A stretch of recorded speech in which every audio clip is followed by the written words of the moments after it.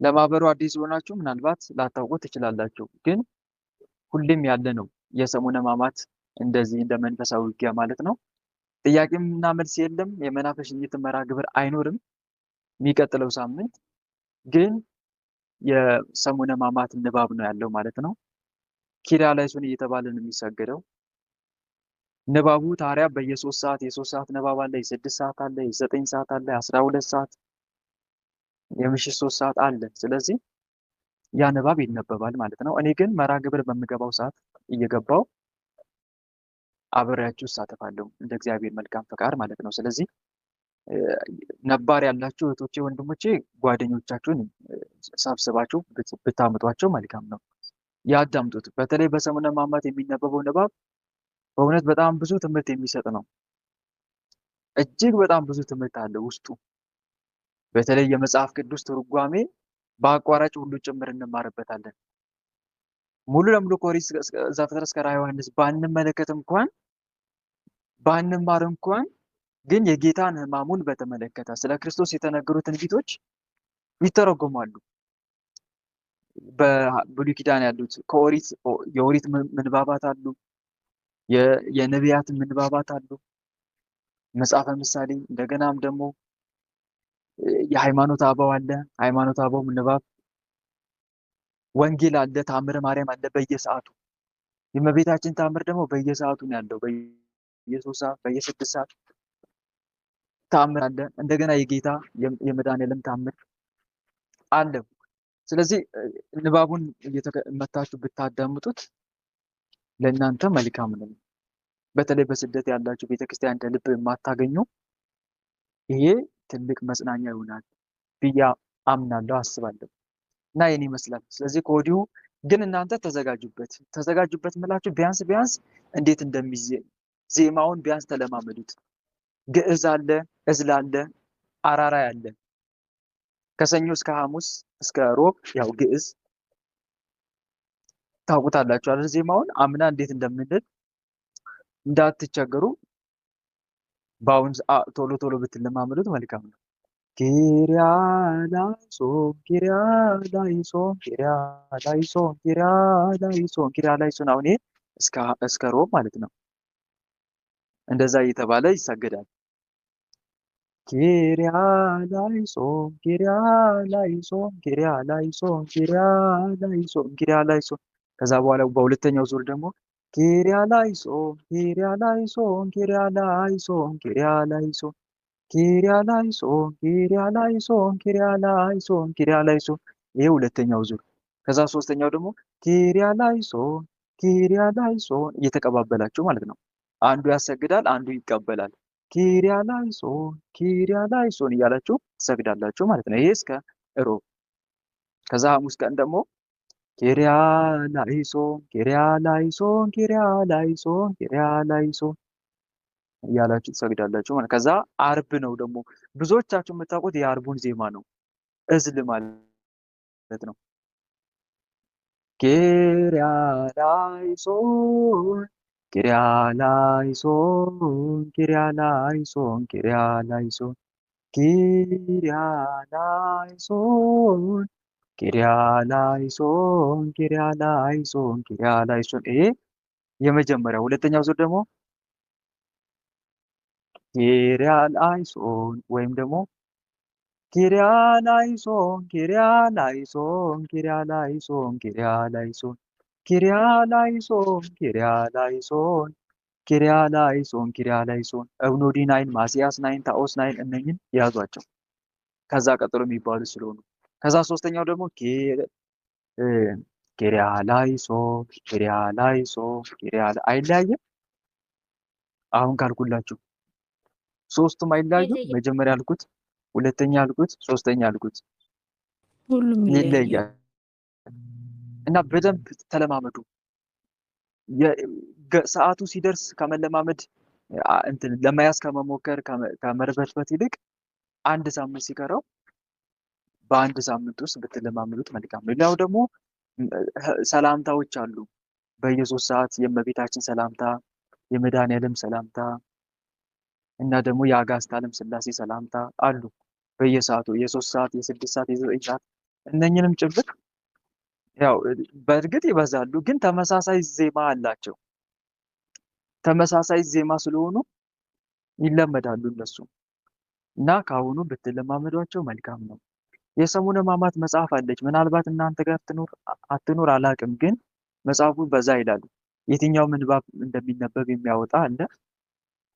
እሱ በእጃችሁ ካለ መልካም፣ ከሌለ ግን በዩቲዩብ ላይም እየገባችሁ እያወረዳችሁ ብታዳምጡ ብትለማመዱ መልካም ነው እላለሁ። ይሄን ላሳስባችሁ እወዳለሁ። ግን በዚህ ሳምንት ደግሞ ያው አርብ ብቻ የመናፍስት ይኖረናል። እስከዛ ድረስ ግን ራሳችሁን አዘጋጁ። የሚታሰረው እንዲታሰር፣ የሚሸነው እንዲሸን፣ አንድም በጸሎት ፈጣሪን በመጠየቅ አንድም ደግሞ መናፍስቱን በመዋጋት በማድከም በስግደት በመቁጠሪያ በማድከም እና ራስን ማዘጋጀት እስከዛ ድረስ ትችላላችሁ ማለት ነው። እና መርሐ ግብሩ የመናፍስት የሚኖረን አርብ ከ7 ሰዓት እስከ 9 ሰዓት ይህን ይመስላል። ዞሮ ዞሮ አሁን ወደ ጥያቄና መልስ ልግባ። ጥያቄና መልስ መጠየቅ ትጀምራላችሁ። ስትጠይቁ ግን ኤርፎን እየነቀላችሁ ድምጻችሁን ከፍ አድርጋችሁ፣ እናም አንዳንድ ጥያቄ ብቻ ለሁሉም እንዲዳረስ ማለት ነው። ጠይቆ የማያውቅ ሰው ካለ ለሱ ቅድሚያ ይሰጠዋል። ጠይቆ የማያውቅ ከሆነ ያለ ሰው ካለ እኔ ጠይቄ አላውቅም ብሎ ድምፁን ከፍ አድርጎ ስሙን እየጠራ መጠየቅ ይችላል ማለት ነው። ስማችሁን ግን ተናገሩ እሺ። እኔ ሳይሆን ስማችሁን። ወለተ ማርያም ከሆንሽ ወለተ ማርያም፣ ገብረ ኢየሱስ ከሆንክ ገብረ ኢየሱስ እያላችሁ ብትጠይቁ መልካም ነው። ይህን ይመስላል። ጀምሩ። ወለተ ኢየሱስ ነኝ ልጨምር። እሺ ወለተ ኢየሱስ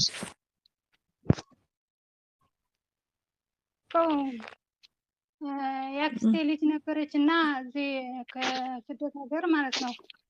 እሺ አሁን በፊት በጣም እንዋደድ ነበረ።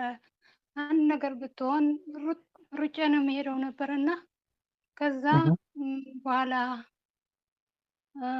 ታማ ምናምን ከታመመች በኋላ ነይ ድረሽልኝ ስትለኝ ልደርስላት አልቻልኩም። ሁሌ እንደዛ ሆነች ስትባል በጣም ሩጬ ነው የሚሄደው ነበረ። እሷ ደግሞ አሁን በህይወት የለችም። ሳላየት ነው የሞተችው እና በጣም ይጸጽተኛል። ለምንድን ነው እንደዚህ ያደረኩት እያልኩኝ በቃ ዝም ብሎ ድንድን ያደርገኛል። ምን እንደሆነ ምን ነበር ያደረግሽው?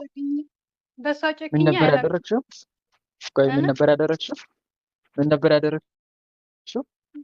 በፊት እንደዚህ ሆነች ስባል እኔ ሩጬ ነው የምሄደው ነበረ። አሁን ወደ ሞት ከስደርስ ግን በቃ ለሷ በቃ ልጄ ዝም ብሎ ደንደን አደረገኝ።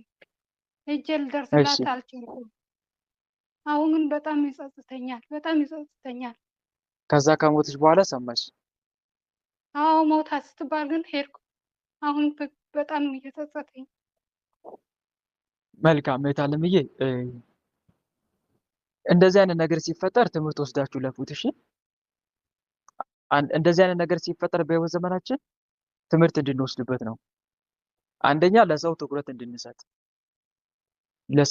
እንድንሰጥ ለወደፊቱ ያስተምረናል። ሰው ሲፈልገን ቸልል ማለት እንደሌለብን። ምክንያቱም ከምን ያህል በኋላ ምን እንደሚሆን አናውቅም። እንደዚህ አይነት ነገር ይፈጠራል። ስልክ እየተደወለልን ዝም ብለን ሳናነሳ ከዛ በኋላ ያ ሰው ደውሎ ማግኘት አቅቶት ከጥቂት ጊዜ በኋላ ግን ያንን ሰው ስንፈልግ መሞቱን የተረዱ ብዙ ሰዎች አሉ። ስልክ ሳነሱ ማለት ነው። ወይኔ ስልክ ባለማንሳት እያሉ ይጸጸታሉ። እንደዚህ አይነት ነገር አለ፣ ይገጥማል። ግን ምንድነው ይሄ ነገር? እንዲህ አይነት ነገር ሲፈጠር አንድ መንፈሳዊ ሰው ምንድነው ማድረግ ያለበት? እንዲህ አይነት ነገር ሲፈጠር መማር። አንደኛ ላለፈ ክረምት ቤት አይሰራም። ቅዱስ ጳውሎስ በኋላ ያለውን ነገር እየረሳው በፊት ያለውን ነገር ለመያዝ ዘረጋለሁ እንዳለው ፊልጵስዩስ መልእክት ምዕራፍ 3 ቁጥር 13 ላይ። ስለዚህ ያለፈውን ነገር እንረሳለን፣ ለወደፊቱ ግን እንጠነቀቃለን ማለት ነው። ባለፈና ተመልሶ በማይመጣ ነገር ላይ እየተጸጸቱ እንደምኖር ያለ ራስን መግደል የለም። ባለፈና ተመልሶ በማይመጣ ነገር ላይ እየተጸጸትን የምናባክነው ጊዜ ምን ያህል ለውጥ እንደምናመጣበትና የተጎዳንበትን ነገር እንደምናካከስ ብናውቅ ኖሮ ዛሬውኑ የምንጸጸትበትን ነገር ባቆምን ነበር። ስለዚህ ሰው ነንና እንሳሳታለን። ይሄን መጀመሪያ እመኑ። ሰው ነን፣ እንሳሳታለን። የማይሳሳት ሰው የለም። ስህተት በሁለት መንገድ ሊፈጸም ይችላል። አንደኛ ባለማወቅ፣ ሁለተኛ በቸልተኝነት። ስለዚህ በዛም ሆነ በዚህ ስህተት ይፈጸማል። ከተፈጸመ በኋላ ግን ምን እናደርጋለን? በስህተታችን ራሳችን እንወቅሳለን። ከዛ በኋላ ግን እንዲህ አይነት ስህተት እንዳይደገም እንጠነቀቃለን። ስህተቱን ያሰራነው ስህተት ሚስተካከል ከሆነ በቻልነው መጠን ለማስተካከል እንጠራለን። ማይስተካከል ከሆነ ደግሞ ትምህርት ወስደንበት እናልፈዋለን። እንዲህ አይነት ነገር ሲፈጠር ማለት ነው። ግልጽ ነው አይደል? አንዱ ይሄ ነው። ትምህርት እንወስድበታለን ሲባል ለምሳሌ እህቴ ሌላ ጊዜ ሰው ሲጠራሽ እንደዚህ ቸለል አትይም፣ ወይም ሲፈልግሽ ቸለል አትይም። በምትችው ሁሉ ለሰው ለመድረስ ጥረት አድርጊ። አቅምሽ በሚፈቅደው ሁሉ አቅምሽ በሚፈቅድ ሁሉ ለሰው ለመድረስ ካለፈው ስህተት ተማሪ፣ በቸለል ባለ ማለት ነው። በነገራችን ላይ እህት ወንድሞች፣ ሰው ሲፈልገን እየቻልን የምናለምጥ ሰዎች ካለን በእውነት ትልቅ ስህተት ነው እየሰራን ያለ ነው። እየሰማችሁ ነው? ይሰማችኋል አይደል? ድምጼ ወንድማችን ይሰማል። ሰማን ወንድማችን። ሰው እየፈለጋችሁ ግን በቸልተኝነት የምናለምጥ ከሆነ በጣም ትልቅ ስህተት ነው የሰራ ነው። እንዴት በሉኝ፣ ከምን ወሰድክ? እንደዚህ በዚህ ጉዳይ ያስተማረክ ትምህርት ነገር አለ ወይ ብትሉኝ፣ አዎ አለ። መጽሐፈ ዜና አበው ሳነብ ሁለት ካህናት፣ አንዱ ዲያቆን ነው፣ አንዱ ካህን ነው እና ወደ ቤተክርስቲያን ለቅዳሴ ይሄዳሉ። ሁሌ እግዚአብሔር በህይወታቸው አስደስተውታል ወይም በቅድስናቸው ተደስቷል ፈጣሪ እና ቅዳሴ ሲቀድሱ መንፈስ ቅዱስ በእርግብ አምሳል ሁሌ ይመጣል፣ ይታያቸዋል። በእርግብ አምሳል ሲወርድ መንፈስ ቅዱስ በታቦቱ ላይ በመስዋዕቱ ላይ ሲረብ ይታያል፣ ያዩታል። ዲያቆኑና ካህኑ ደስ ይላቸዋል በቃ። ምክንያቱም ቅዳሴያቸው በሚገባ ፈጣሪን እየተቀበላቸው እንደሆነ እያሳያቸው ነው፣ በረድኤተ መንፈስ ቅዱስ አማካኝነት ማለት ነው። ከዛ እንደተለመደው ለቅዳሴ ሲሄዱ ዲያቆኑ እየሄደ ያለ አንድ የተቸገረ ምዕመን እባክህ እርዳኝ ብሎ ሲለው ጊዜ የለኝም ብሎ ሄደ። ጊዜ የለኝም ብሎ ወደ ቅዳሴ ሄዶ ተቻኩሎ ሄደ። ከዛ መንፈስ ቅዱስ ይመጣል ብለው ያቺ እርግቧ ትመጣለች ብለው ቢጠብቁ አልመጣም ቀረ። ደነገጡ ሁለቱም፣ ካህኑና ዲያቆኑ። ምንድነው የነገር ዛሬ ምን ሰርተናል ተባባሉ። ከዛ ካህኑ ምን አለው? ምናልባት ይሄ ነገር ከአንተ እንደሆነ ወይም ከኔ እንደሆነ እስቲ አንተ ውጣ መጀመሪያ አለው። ወጣ። ከዛ ካህኑ ብቻውን ቅዳሴ ሲገባ መንፈስ ቅዱስ መጣ በእርግብ አምሳል። ጠራውና ምንድን ያደረከው ሲለው፣ አረ እኔ ምንም አላደረኩም፣ ግን ወደዚህ ስመጣ አንድ ምዕመን በጣም እየተማጸነኝ ነበረ እንድረዳው ፈልጎ ምናልባት እሱ ሳይሆን አይቀርም ብሎ ሄዶ ይቅርታ ጠየቀው። ተረዳሽኝ አይደል? ምን ተማራችሁ ከዚህ? ምን ተማራችሁ? መንፈስ ቅዱስ በሰው አምሳል እንደሚገለጽ ሰው መርዳት እንዳለብን ወንድማችን። ለሰው ትኩረት መስጠት ለማን ትኩረት መስጠት ነው? ወይም ደግሞ ሰውን ለማገዝ ፈቃደኛ መሆን የማንን ፈቃድ መፈጸም ነው? የእግዚአብሔር ፈቃድ በትክክል። እና በምንችለው መልኩ ወንድሞች ሰውን ለመርዳት መጣር መቻል አለብን። ሰው እርዳታችን እየፈለገ ችለን የምንል ከሆነ ከእግዚአብሔር እየሸሸን እንደሆነ ነው አንድ የምንማረው። እንደውም አንድ አባት ምን ይላሉ? እስቲ አንተ ፈጣሪ ጋር ሄደ ለምን አልሰማኝም ስትል አንተ ስንት ሰው ያንተ እርዳታ ጠይቆ እምቢ ብለህ እንዳለፍክ አስብ። አንተ ዛሬ ፈጣሪ አልሰማኝም ብለህ ስታማርር ስንት ድሆች ያንተን እርዳታ እየፈለጉ፣ ስንት ሰው ያንተ እርዳታ እየፈለገ አንተ በቸልተኝነት ያለፍክ መሆንን እስቲ አስብ። መርዳት እየቻልክ ሳትረዳ ያለፍክበትን ጊዜ አስብ ይላሉ። እውነታቸውን ነው። እና ይሄን ልናስብ ይገባል ነው። እና እንደዚህ አይነት ነገር ሲፈጠር ግን እህቴ አሁንም ልሽ ትምህርት እንድትወስጂበት ነው። እንዲያስተምርሽ ነው ይሄ ነገር የተከሰተው፣ እንድትማሪበት ነው ለወደፊቱ ማለት ነው። መጀመሪያ በመድረስሽ ጥሩ ነበረ፣ መልካም ነገር። ታዲያ ያንን ነገር ቸለል ስትይ እንዲህ አይነት ነገር አለና ተጠንቀቂ ማለት ነው። ከፈጣሪ ትምህርት ነው አንዱ ይሄ ነው። እሺ ምን ላድርግ ከተባለ ለሞተችዋ ጓደኛሽ ወይም እህትሽ ምን ማድረግ ትችላለሽ? መታሰቢያውን ማድረግ ነው። መታሰቢያ ሲባል በስሟ የተራበ ማብላት፣ ይሄ ነው አሁን ለሷ የሚጠቅማት። ለሞተ ሰው ተስካር ማውጣት አትተው ይላል መጽሐፈ ሲራክ ምዕራፍ 7 ቁጥር 33። ለሷ የሚጠቅማት ይሄ ነው። ይሄን አድርጊላት ደስ በሚያሰኝ መልኩ ከልብሽ አድርገሽ ይሄንን አድርጊ በምትፈልጊው። በመብራን ስም አሁን እንደዚህ ማድረግ ትችያለሽ።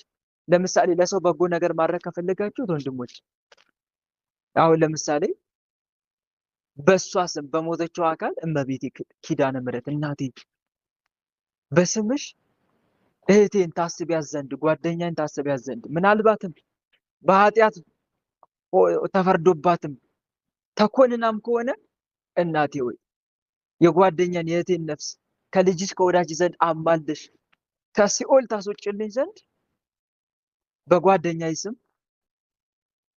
በስምሽ የተራበውን አበላለሁ። እናም እናቴ ይሄንን አይተሽ በዚህ ድርጊቴ በፊትሽ ባለሟልነትን ባገኝ እናቴ ጓደኛዬን ከተኮነነችው ኩናኔ አውጭልኝ ከልጅሽ ዘንድ አማልደሽ ብትያት፣ ይሄ በጎ ስራ ነው አይደለም? በጎ ስራ ነው አይደለም? ይሄ በጎ ስራ ነው። እንዲህ ማድረግ ትችያለሽ። በስሟም መስገድ ትችያለሽ። በስሟ ጸሎት ማድረግ ትችያለሽ። በስሟ ለቤተ ክርስቲያን ዘቢብ፣ ጧፍ፣ ዕጣን መቀደሻ ማለት ነው መስጠት ይቻላል። ለተቸገሩ አብያተ ክርስቲያናት ፈልገሽ እንዲህ በማድረግ መታሰቢያ ማድረግ ትችያለሽ። በዚህ ነው ልትረጃት የምትችይው። በጎ ነገር ልታደርጊላት የምትችይው በዚህ ነው። እሷም የሚጠቅማት ይሄ ነው። እሷም የሚጠቅማት ይሄ ነው እና ይሄን ይመስላል። እህቴ ግን ትምህርት ወስደሽበት ለፊ ላለፈ ክረምት ቤት አይስራምና ግን እየተጸጸች ዝም ብለሽ የምታባክኝ ከሆነ ጊዜሽ ጸጸቱ ከአቅም በላይ ከሆነ አልለቅም ካለሽ ይሄ ከጠላት ነው። ከጠላት ነው። ሰይጣን ምን ያደርጋል? የሆነ ስህተት ያሰራችኋል። ከዛ እድሜ ልክ ሲወቅስ ነው የሚኖረው። አርጋኑን የአባ ጊዮርጊስ ዘጋስጫ የጸሎት መጽሐፍ ላይ ሰይጣን አስቀድሞ ኃጢአቱ መልካም አድርጎ ያሳያል። ኃጢአቱን ካሰራ በኋላ ግን ምን ያደርጋል ይላል። እስቲ ያነበበ ኃጢአቱን ካሰራ በኋላ አስቀድሞ መልሶ እሱ ይከሳል። እንዴት ታደርጋለህ ይላል።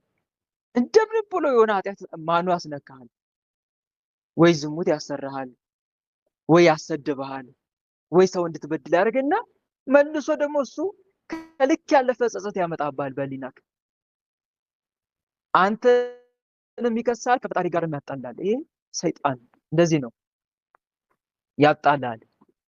ዳዊትን ቤርሳቤን መጀመሪያ እንዲመለከት አደረገው ሰይጣን።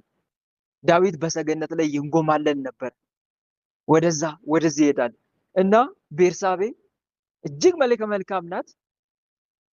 ሰውነቷን ስትታጠብ አይኑን አጮልቆ ተመለከተ። ከሩቅ ነው ያያት እኮ። ከዛ በዝሙት ፍቅር ተነደፈ። አያት፣ ተመኛት፣ ከሷ ጋር ለመተኛት። ንጉስ ነው፣ ማንም አይከለክለውም። እንግዲህ ባሏ ግን ጦርነት ላይ ነው እየተዋጋ ነው ያለው፣ የቤርሳቤ ባል ኦሪዮ። ከዛ በኋላ ያቺ ማናት ብለው አስጠየቀ። ያቺማ የባሪያ የኦሪዮ ሚስት ናት፣ እሱ ውጊያ ላይ ነው ያለው ማለት አምጧት አለ። ከዛ መጣች፣ ፈቃዱን ፈጸመ። ከዛ በኋላ ወደ ቤቱ መለሳት። ከዛ የወር አበባዋ ቆመ። ከዛ ደብዳቤ ጻፈችለት። ነውርን ብቻ ልጋፈጥ ነው እንዳለችው ለዳዊት። ፈቃድን ፈጸምክ፣ አሁን አርግዣለሁ።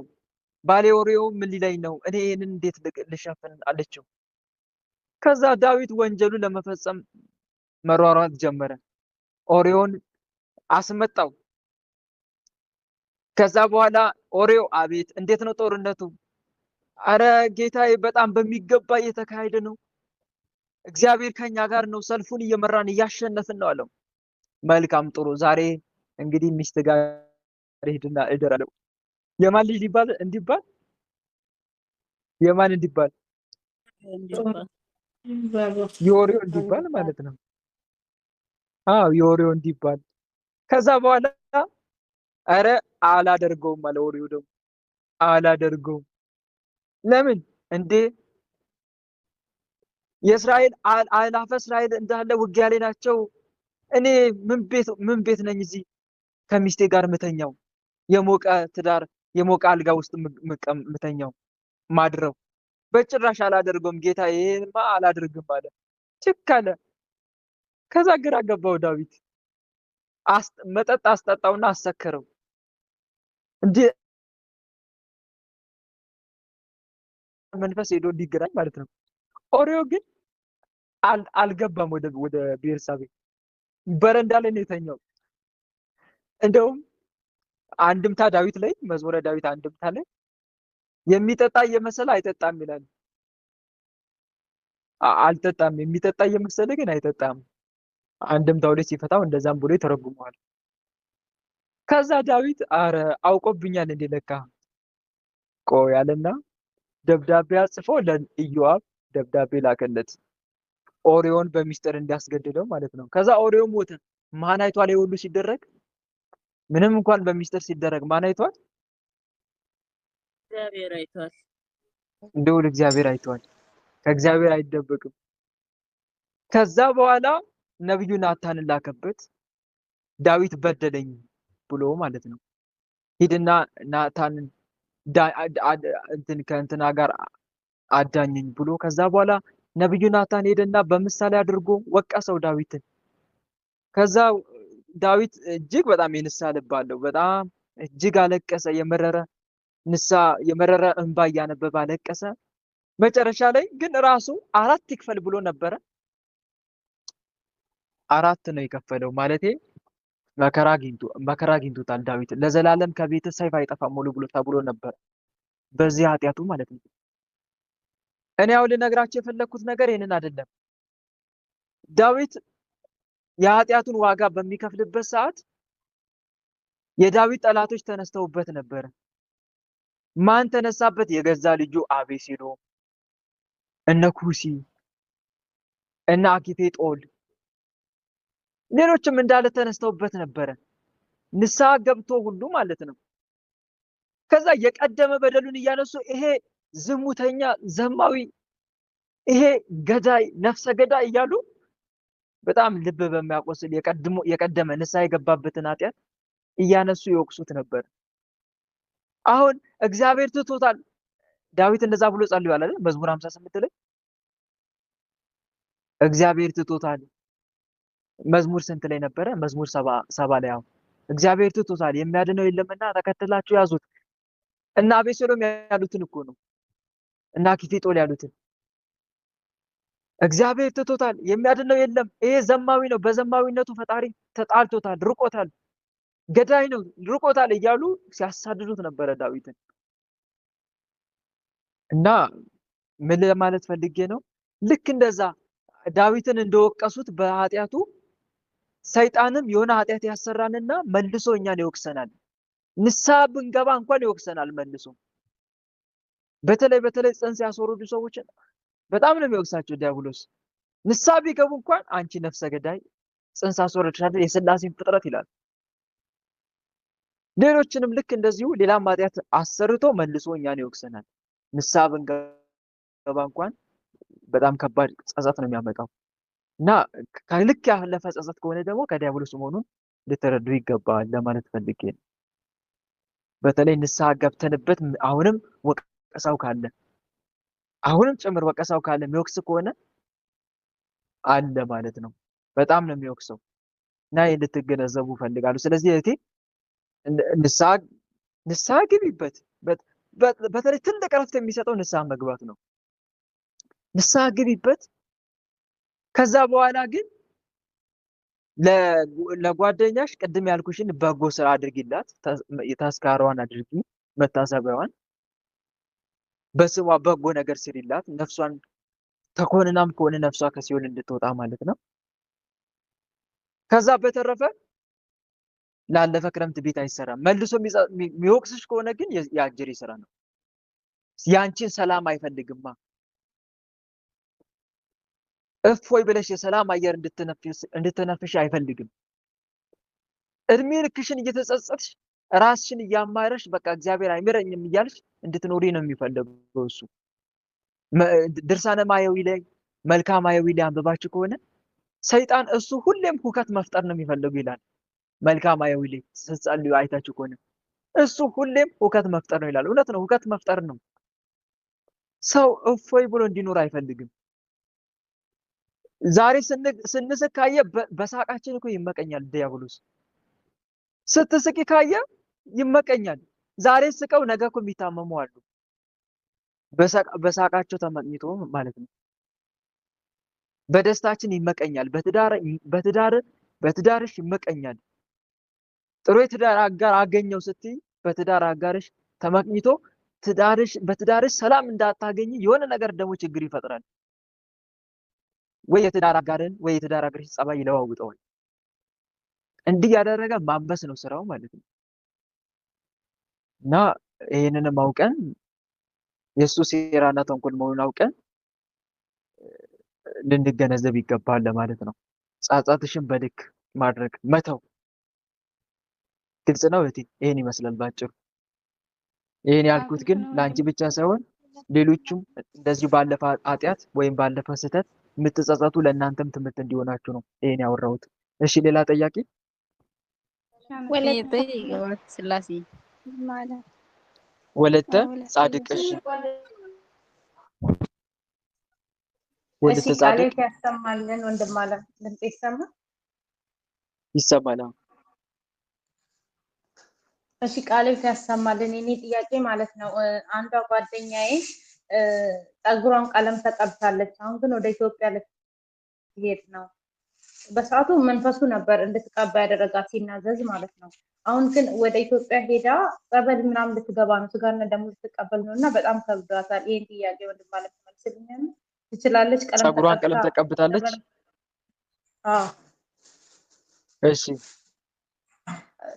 እና እሷ ደግሞ እንደዚህ ሆኜ መሄድ አልችልም፣ ቅዱስ ቁርባን መቀበል እፈልጋለሁ። ኢትዮጵያ ከደረስኩኝ ግን መቀበል ስለማልችል ቅዱስ ቁርባን እዚሁ ልቆይ እያለች ነው። መንፈሱ ደግሞ በጣም እያስቸገራት ነው፣ በጣም ይቀይራታል።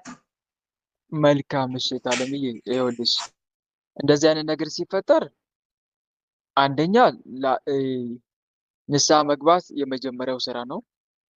ሁለተኛ ደግሞ ፀጉሯን እንደዚህ ቀለም ተቀብታ ከሆነ ለወደፊቱ መጠንቀቅ ላለመቀባት።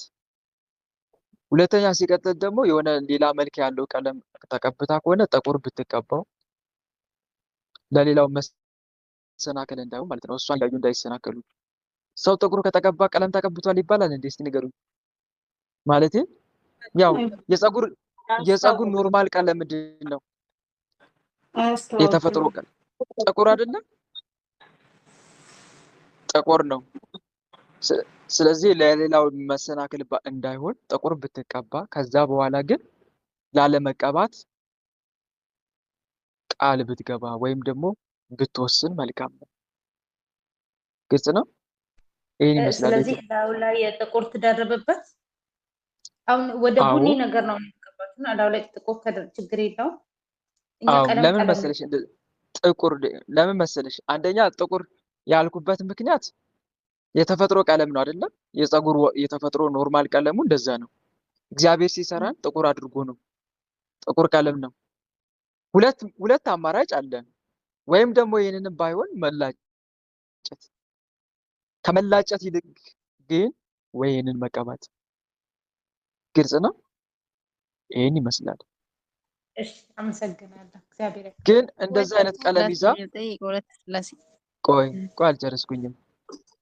ሳልጨርስ እንደዚህ አይነት ቀለም ግን ተቀብታ አሁን በምዕመናን ፊት ብትታይ መሰናክል ነው የምትሆነው። ብትላጭ መልካም ነው። ይወጣ የለ ያድግ የለ ንገሩኝ እስቲ። አይወጣም እንዴ? አያድግም? ይበቅላል። ስለዚህ ስለሚበቅል ድጋሚ ብትላጭ መልካም ነው። አይ አልላጭም ብላ የምታስብ ከሆነ ደግሞ የኖርማል ቀለም የተፈጥሮ ቀለም ወይም ደግሞ የፀጉርን ቀለም ብትቀባው የራሱን የፀጉሩን ቀለም ጥቁር ማለት ነው። እንደዛ ብትቀባው መልካም ነው። ግን ለወደፊቱ ጥንቃቄ ታድርግ፣ እሺ ንስሐም ትግባበት።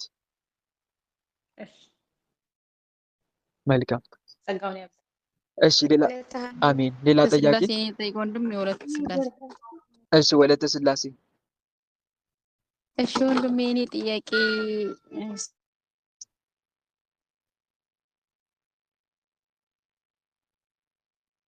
ማይክስ የኔ ዝግ ነው። ጥያቄማ ሻወር ስወስድ ራሴን ሻወር ስወስድ በጣም ነው የሚያቃጥለኝ፣ ያመኛል።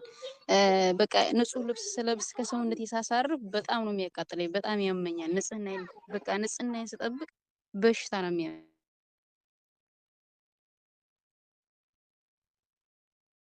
ንጽህናዬን ስጠብቅ ሰውነትሽን ስታጠቢ ንጽህናዬን ስጠብቅ በጣም ነው የሚያመኝ። ሻወር ወስጄ ተጣጥቤ ስወጣ ሰውነቴ በቃ በጣም ነው የሚያቃጥለኝ። እሺ ቡዳ ይሆናል አለምዬ። የቡዳ መንፈስ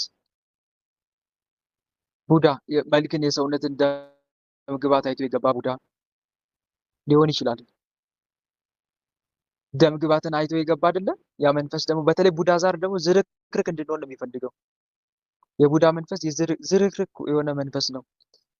ራሳችን ጠብቀን እንዳንኖር ነው የሚፈልገው። ይቃወማል። አንዱ ከዛ አንጻር ሊሆን ይችላል። አለምዬ ግን ይኸውልሽ ስትታጠቢ የሆነ ጸሎት ያደረግሽበት ውሃ ቢሆን መልካም ነው። ይቻላል እኮ አይቻልም? አንድም መድኃኒት ስለሆነ ማለት ነው። አንድም ከርፍ ያነጻል፣ አንድም መድኃኒትም ጭምር ነው ማለት ነው።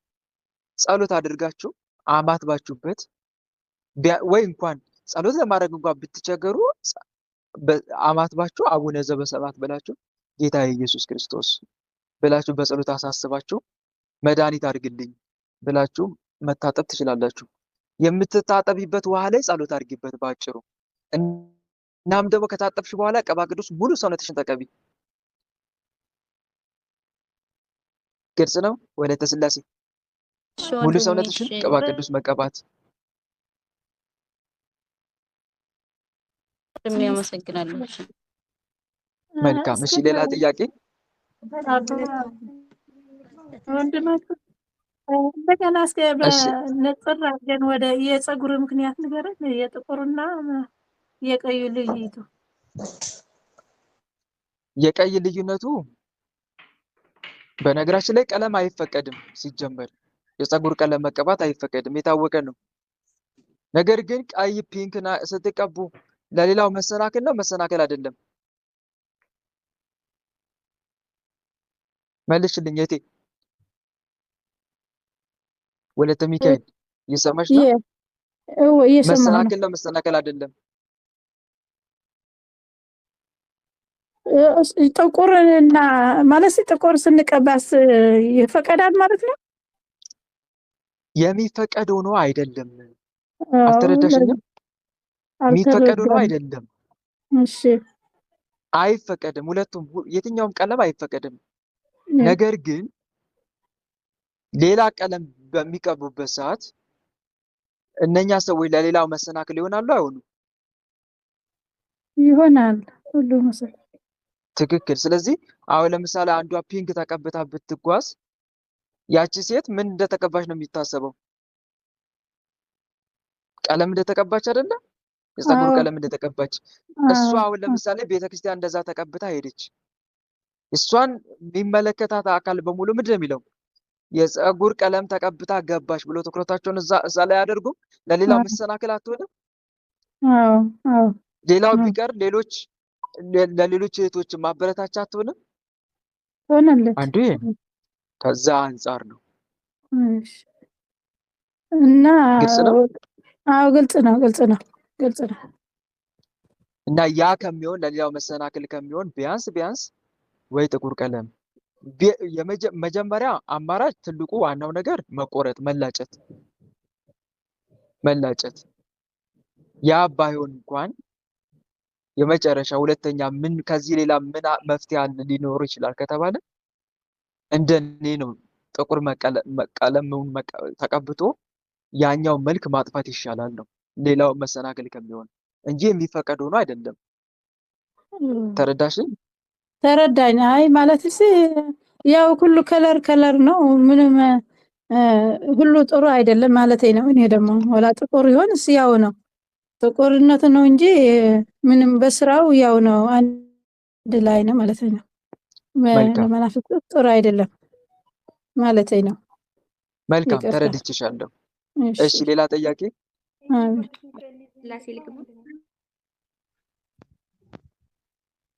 እሺ ሌላ ጥያቄ? አስካለ ማርያም አስካለ ማርያም ቀጥይ። አስካለ ማርያም እኔ ለምጠይቀው ወንድሜ ጸጋውን ያብዛልህ። እሺ እኔም የምጠይቀው ለእህቴ ነው። እሺ ትንሽ እህት አለችኝ ኢትዮጵያ ማለት ነው። ትንሽ እህት አለችኝና ከ8ኛ ክፍል አቋርጣ ማታ ማታ የምትሄደው ጭፈራ ቤት ነው፣ የምታድረው ጭፈራ ቤት ነው። ምንም ቢቀጠቅጧት ቢደበድቧት ምንም ነገር አይገባትም። ስመቷት ጭራሽ ራሷን በብላዋ ልትገል ትነሳለች። እና ከዛ ይሁን ተብሎ ለቀቋት። ዝም ብሎ ስለቋት መጀመሪያ ልጅ ወለደች። ያንን ልጅ ቤተሰብ አሳደገ። አሁንም ደግማ ሴት ልጅ ወለደች። ስትወልድ በቃ ልጅቷን ጥላት ወር ድረስ የት እንደምትሄድ አታውቅም ማለት ነው። ከዛ ስትወልድ ከቤት አባረሯትና እኔ ጋር ይደወላል። እኔ ጋር ተደውሎ እባክሽን ወንድሞቿም እህቶቿም አባረሯት እርጃት ትለኛለች እናቴ። ከዛ እህቴ ለምንድን ነው እንደዚህ የምታረጊው? መጀመሪያ እሺ ብለን ተቀበልን። እንደገና ሁለተኛ ለምንድን ነው እንደዚህ የምታረጊው ብዬ ስላት አይ እህቴ እኔ ስሄድ እኮ አላቅም፣ እኔ ስሄድ አላቅም፣ ተቀባብቼ ለባብሼ ስሄድ አላቅም። ግን ሌሊት ላይ ጭፈራው ካለቀ በኋላ ነው ራሴን ማስታውሰው ወደ ቤት ስመለስ። ከዛ መምጣት አፍሬ በዛው ጠፋለሁ ትለኛለች። እና የዚች የእህቴ ጉዳይ ነው ግራ የገባኝ ወንድሜ። መልካም እስቲ የምትናገረው ነገር አለ ጨርሽ። አዎ እንደገና ደግሞ አሁን የመጀመሪያ ልጇ እንደዚህ አብሬው ከልጄ ጋር ራሱ ስተኛ አንዳንዴ ራሴንም አንቃለኝ ሌሊት። እንደገና ደግሞ ራሴ ይመስለኝና ደግሞ አጠገቤ የተኛውን ስንት ቀን ልጄን እኮ አንቄ ገድዬው ነበረ ትለኛለች። ከዛ እሺ ጸበል ሂጂ ስላት ደግሞ ጸበል ለመሄድ ይዟት ለመሄድ ደግሞ የወር አበባዋ ወር ድረስ ነው የሚፈሰው፣ ከላዋ ላይ አይቋረጥም። ከዛ አሁን ምንድን ያሰበችው ገንዘብ በቃ የመጨረሻ ገንዘብ አሳጣት። ሙስሊም ሆናለሁኝ ገንዘብ እንሰጥሻለን ብለውኛል እና እኔም ሁለቱም ልጆቼም ሙስሊም እንሆናለን አለችኝ። መልካም እሺ አሁን ይሄ ነው የጨነቀኝ። መልካም እህት አለምዬ ይኸውልሽ የኛ ብዙዎቻችን ችግራችን ምን መሰለሽ? የኛ ብዙ ችግራችን ቋሚ መንፈሳዊ ሕይወት የለንም በቤታችን ውስጥ። ቋሚ መንፈሳዊ ሕይወት የለንም። ባጭሩ በቤታችን አጋንንቱን አንዋጋውም። ግን የትኛውም ክርስቲያን እህት ወንድሞች ሰውን ይኸውላችሁ ጸበል ሂድ እዚህ ሂድ ከምትሉት ይልቅ ጸሎት ጀምር ብትሉት ይሻላል። ጸሎት ጀምር። መጀመሪያ ጸሎት አስጀምሩት። ጸሎት ይጀምር። መንፈሳዊ ውጊያ ይጀምር በህይወቱ። ከእሱ ጋር አብሮ የሚቀጥለው ያ ነው። ግን ጸበል ሂድ ብትሉት ጸበል ሄዶ ይጠመቃል። ወጥቶ ደግሞ ይመጣል። ለውጥ አይመጣም። እንደገና ተመልሶ ወደ ነበረው ማንነቱን የሚዘፈቀው። ትልቅ ለውጥ የሚያመጣው በህይወቱ ቋሚ የሆነ መንፈሳዊ ህይወት ነው። ጸሎት ነው። የጸሎትና የስግደት ህይወት ነው። ያንን ነው እንዲጀምር ማበረታታት ያለባችሁ። እሺ ለምሳሌ እቺ ልጅ ሄደች ወደ ጸበል የወር አበባ እያመጣ ደግሞ ይፈታተናታል። ግን አስቀድማ ቤቷ ላይ የጸሎት ህይወት ቢኖራት ኖሮ ታሸንፈው ነበረ፣ ትይዘው ነበረ። ግን በዚህ መልኩ ይፈታተናታል ጠላት እና የግል መንፈሳዊ ህይወት አስጀምሪያት። አንድ መረዳት ያለብሽ ነገር እሱ ነው። ሌላው ደግሞ ሃይማኖቴን ቀይራለሁ ለምትለው ነገር ለዚህ ሃይማኖት ማለት ምን ማለት እንደሆነ በሚገባ አስተምሪያት። ቀልድ እንዳልሆነ ሃይማኖት ቀልድ አይደለም። አንድ ሰው እኮ ሃይማኖትን ሲቀይር የክርስቶስን አምላክነት እየካደ እኮ ነው። ልክ ነው። መጽሐፍ ቅዱስ ደግሞ ምን ይላል? በልጁ የሚያምን የዘላለም ሕይወት አለው። ዮሐንስ ወንጌል ምዕራፍ 3 ላይ በልጁ የማያምን ግን የእግዚአብሔር ቁጣ በእርሱ ላይ ይኖራል እንጂ ሕይወትን አያይም ይላል። በእግዚአብሔር ልጅ የሚያምን አይፈረድበትም። በአንዱ በእግዚአብሔር ልጅ ያላመነ ግን አሁን ተፈርዶበታል ይላል። ገሃነም መግባት ነው። አንድ ሰው ከክርስትና ወጥቶ ሙስሊም ሲሆን ገሃነም እየገባ ነው። የእግዚአብሔር ልጅ ክዶ ማለት ነው። ያ የእግዚአብሔር ልጅ ማን ነው? ኢየሱስ ክርስቶስ ነው። እሱን ክዶ ነው እየሄደ ያለው። መጽሐፍ ቅዱስ ደግሞ የሚነግረን በልጁ ያላመነ ሰው የዘላለም ሕይወትን አያያትም። የእግዚአብሔር ቁጣ በእርሱ ላይ ይኖራል ማለት ገሃነም ይገባል ነው። የእግዚአብሔር ቁጣው ገሃነም ማስገባት ነው። ዓለም በልጁ አምኖ እንዲድን ነበረ ጌታ መድኃኒዓለም ወደዚህ ዓለም የመጣው። ስለዚህ ክርስቶስን የእግዚአብሔር ልጅ አይደለክም፣ በአንተ በእግዚአብሔር ልጅነት አላምንም፣ በከፈልክልኝ የቤዛነት ዋጋ አላምንም፣ በእኔ የማይኖር ደግሞ ብሏል ጌታ እንደ ቅርንጫፍ ወደ ውጭ ይጣላል ይላል። በእኔ የማይኖር ቢኖር እንደ ቅርንጫፍ ወደ ውጭ ይጣላል ይደርቅማል። እነርሱንም ሰብስበው ወደ እሳት ይጥሏቸዋል፣ ያቃጥሏቸውማል ይላል። ወደ ምን ይጥሏቸዋል? ወደ እሳት። እሳት ማለት ገሃነም ነው። እንደ ቅርንጫፍ ወደ ውጭ ይጣላል። በእኔ የማይኖር በእኔ በእግዚአብሔር ልጅነት የማያምን ማለት ነው። ተመልከቱ። ሌላም ዮሐንስ ራእይ ምዕራፍ 21 ቁጥር 8 ላይ እንደዚህ የሚል ቃል አለ። ዳሩ ግን የሚፈሩ የማያምኑ የርኩሳን፣ የነፍሰ ገዳዮች፣ የአስማተኛዎች፣ የሴሰኛዎች፣ ጣዖትን የሚያመልኩ የሐሰተኞች ሁሉ ዕድላቸው በዲንና በእሳት በሚቃጠል ባህር ነው ይላል።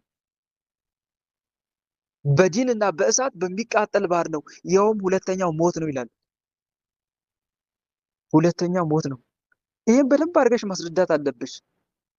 ሃይማኖት ለምድራዊ ፍላጎታችን የምንቀያይረው ልብስ አይደለም። እንግዳ ልብስ የሚለብሱትን እቀጣለሁ ይላል ትንቢተ ዕንባቆም። ማነው? ትንቢተ ሶፎንያስ ምዕራፍ 1 ቁጥር 8 ላይ እንግዳ ልብስ የሚለብሱትን ሁሉ እቀጣለሁ። እንግዳ ልብስ የተባለው ሃይማኖት የሚቀያይሩ ማለት እኮ ነው። እቀጣቸዋለሁ ይላል። ስለዚህ እንዲህ አይነት የመጽሐፍ ቅዱስ ጥቅሶችን እያነሳሽ ኢየሱስ ክርስቶስን መካድ ማለት ገሃነም መግባት እንደሆነ በደንብ ንገሪያት።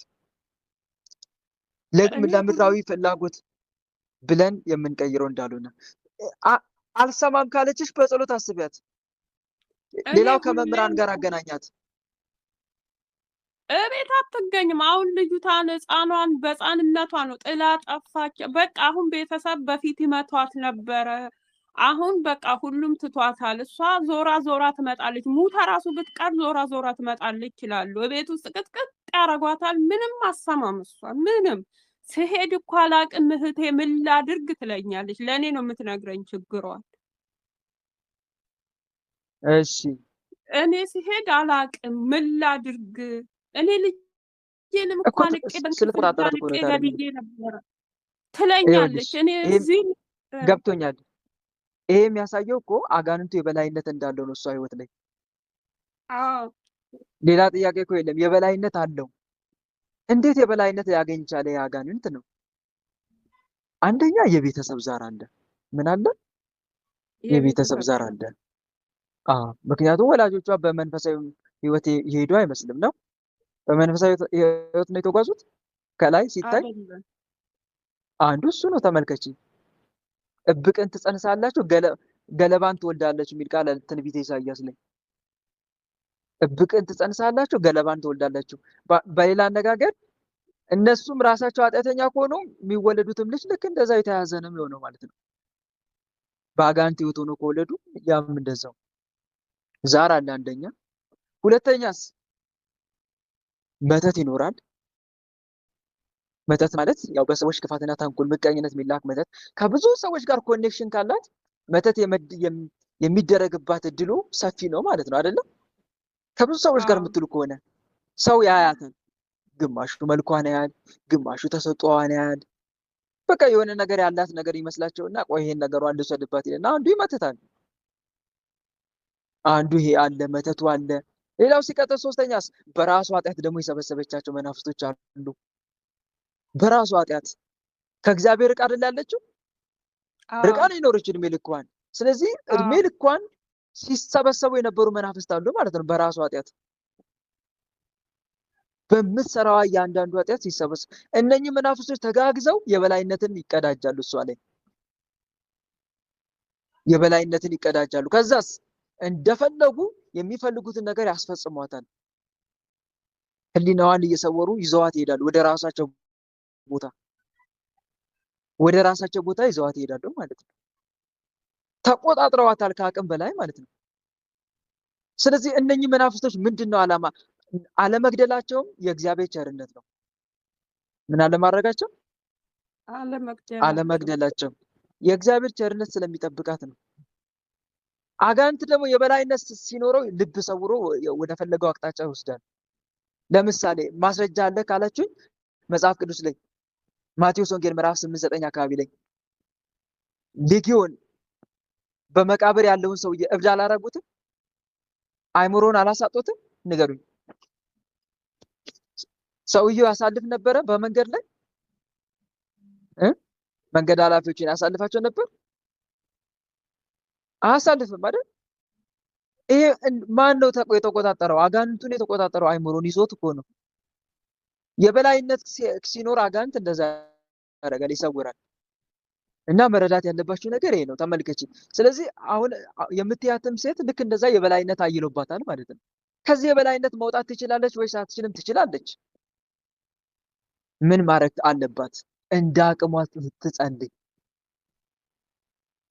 ግልጽ ነው። እንደ አቅሟ እኔ ሁሌ እነግራቸዋለሁ ለሁሉም ለእህቶቼ፣ ለእሷም ስነግራት ኡፍ አንቺ ደግሞ ዝም ብለሽ ነው የምታውሪ፣ የምን መተት ነው የምታውሪ፣ የምን መንፈስ ነው የምታውሪ ይሉኛል። እሷ ጸባይዋ ነው ይሉኛል። እንዲህ አይነት ምክር ደግሞ ይኸውልሽ፣ ቆይ ስሚኝ፣ እንዲህ አይነት ምክር የሚመከረው ዝም ብሎ አይደለም፣ እየተጸለየ ነው የሚመከረው። ምን እየተደረገ? እየተጸለየ። አንቺ በጎን እየጸለሽላት፣ እንደ ቢቻል ሱባኤ ገብተሽ እየተማጸንሽላት ነው የምትመክሪያት። ምን እያልሽ? ቆይ ስሚኛ፣ እባክህ ጌታዬ ልቧን ክፈት። እህቴ ማትሰማኝ ምክሬን ተይዛ ነው፣ ጠላት ልቧን ስለተቆጣጠሩ ነው። ጌታዬ መድኃኒዓለም እባክህ ምክሬን እንድትቀበል አይምሯን ክፈት፣ ልቧን ክፈት፣ ማስተዋልን ስጣት፣ እንድታስተውል አድርጋት፣ እባክህ ወደ ህይወቷ መልስልኝ እያልሽ እያለቀሽ እየተማጸንሽላት ነው የምትመክሪያት። ምክርሽ ስራ የሚሰራው እንደዛ ሲሆን ነው። ግን ሳትጸልይ ዝም ብለሽ ብትመክሪ አይለወጥም ሰው። ሰው መለወጥ ከፈለጋችሁ እየጸለያችሁለት ነው ለዛ ሰው የምትመክሩት። ግልጽ ነው አይደል? ጌታ ሆይ ልቧን ክፈት፣ አቤቱ መድኃኒዓለም የዲዲያን ልብ እንደከፈትክ የእህቴንም ልቧን ክፈት፣ አንተን እንድትፈልግ አድርጋት፣ ሁለመናዋን ወደ አንተ አድርገው፣ ወደ አንተ አቅርበው። ጌታዬ መድኃኒዓለም በአምሳል የተፈጠረች ፍጥረት ናት፣ አንተን የፈጠርካት። እባክን እቺ ነፍስ ትጠፋ ዝም አትበል፣ እባክን ለጠላት አሳልፈ አትስጣት። እንዲህ እያልሽ ጸልይላት እስቲ ጎበዝ ከሆንሽ። መዝሙረ ዳዊት ላይ እኮ እንዲህ የሚል ቃል አለ።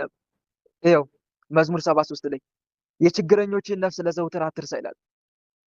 ወደ ኪዳን ተመልከት። ምን እንደዚህ የሚል ቃል ጠፋብኝ እንጂ ቃላቶቹ። የምትገዛልን ነፍስ ለአራዊት አትስጣት አይልም? የምትገዛልን ነፍስ ለአራዊት አትስጣት። ወደ ኪዳን ተመልከት። የችግረኞችን ነፍስ ለዘውትር አትርሳ። ችግረኛ አፍሮ አይመለስ፣ ችግረኛና ምስኪን ስምን ያመሰግናሉ ይላል። እንዲህ እያልሽ ጠይቂው መድኃኒዓለምን፣ ጌታ ሆይ የዚችንም ነፍስ እባክህ ለሰይጣን አሳልፈህ አትስጣት፣ የቀደመ ኃጢአቷን ይቅር በልና እባክህ ልቦናዋን መልስ እያልሽ ስትማጸኝ ጌታ የአንቺን ጸሎት ተቀብሎ ነው እሷ የአንቺን ምክር እንድትቀበል የሚያደርገው። ይገሰጻሉ ልቦኗ ላይ ያሉት መናፍስቶች። እኔ አሁን የፈራሁት ምንድን ነው?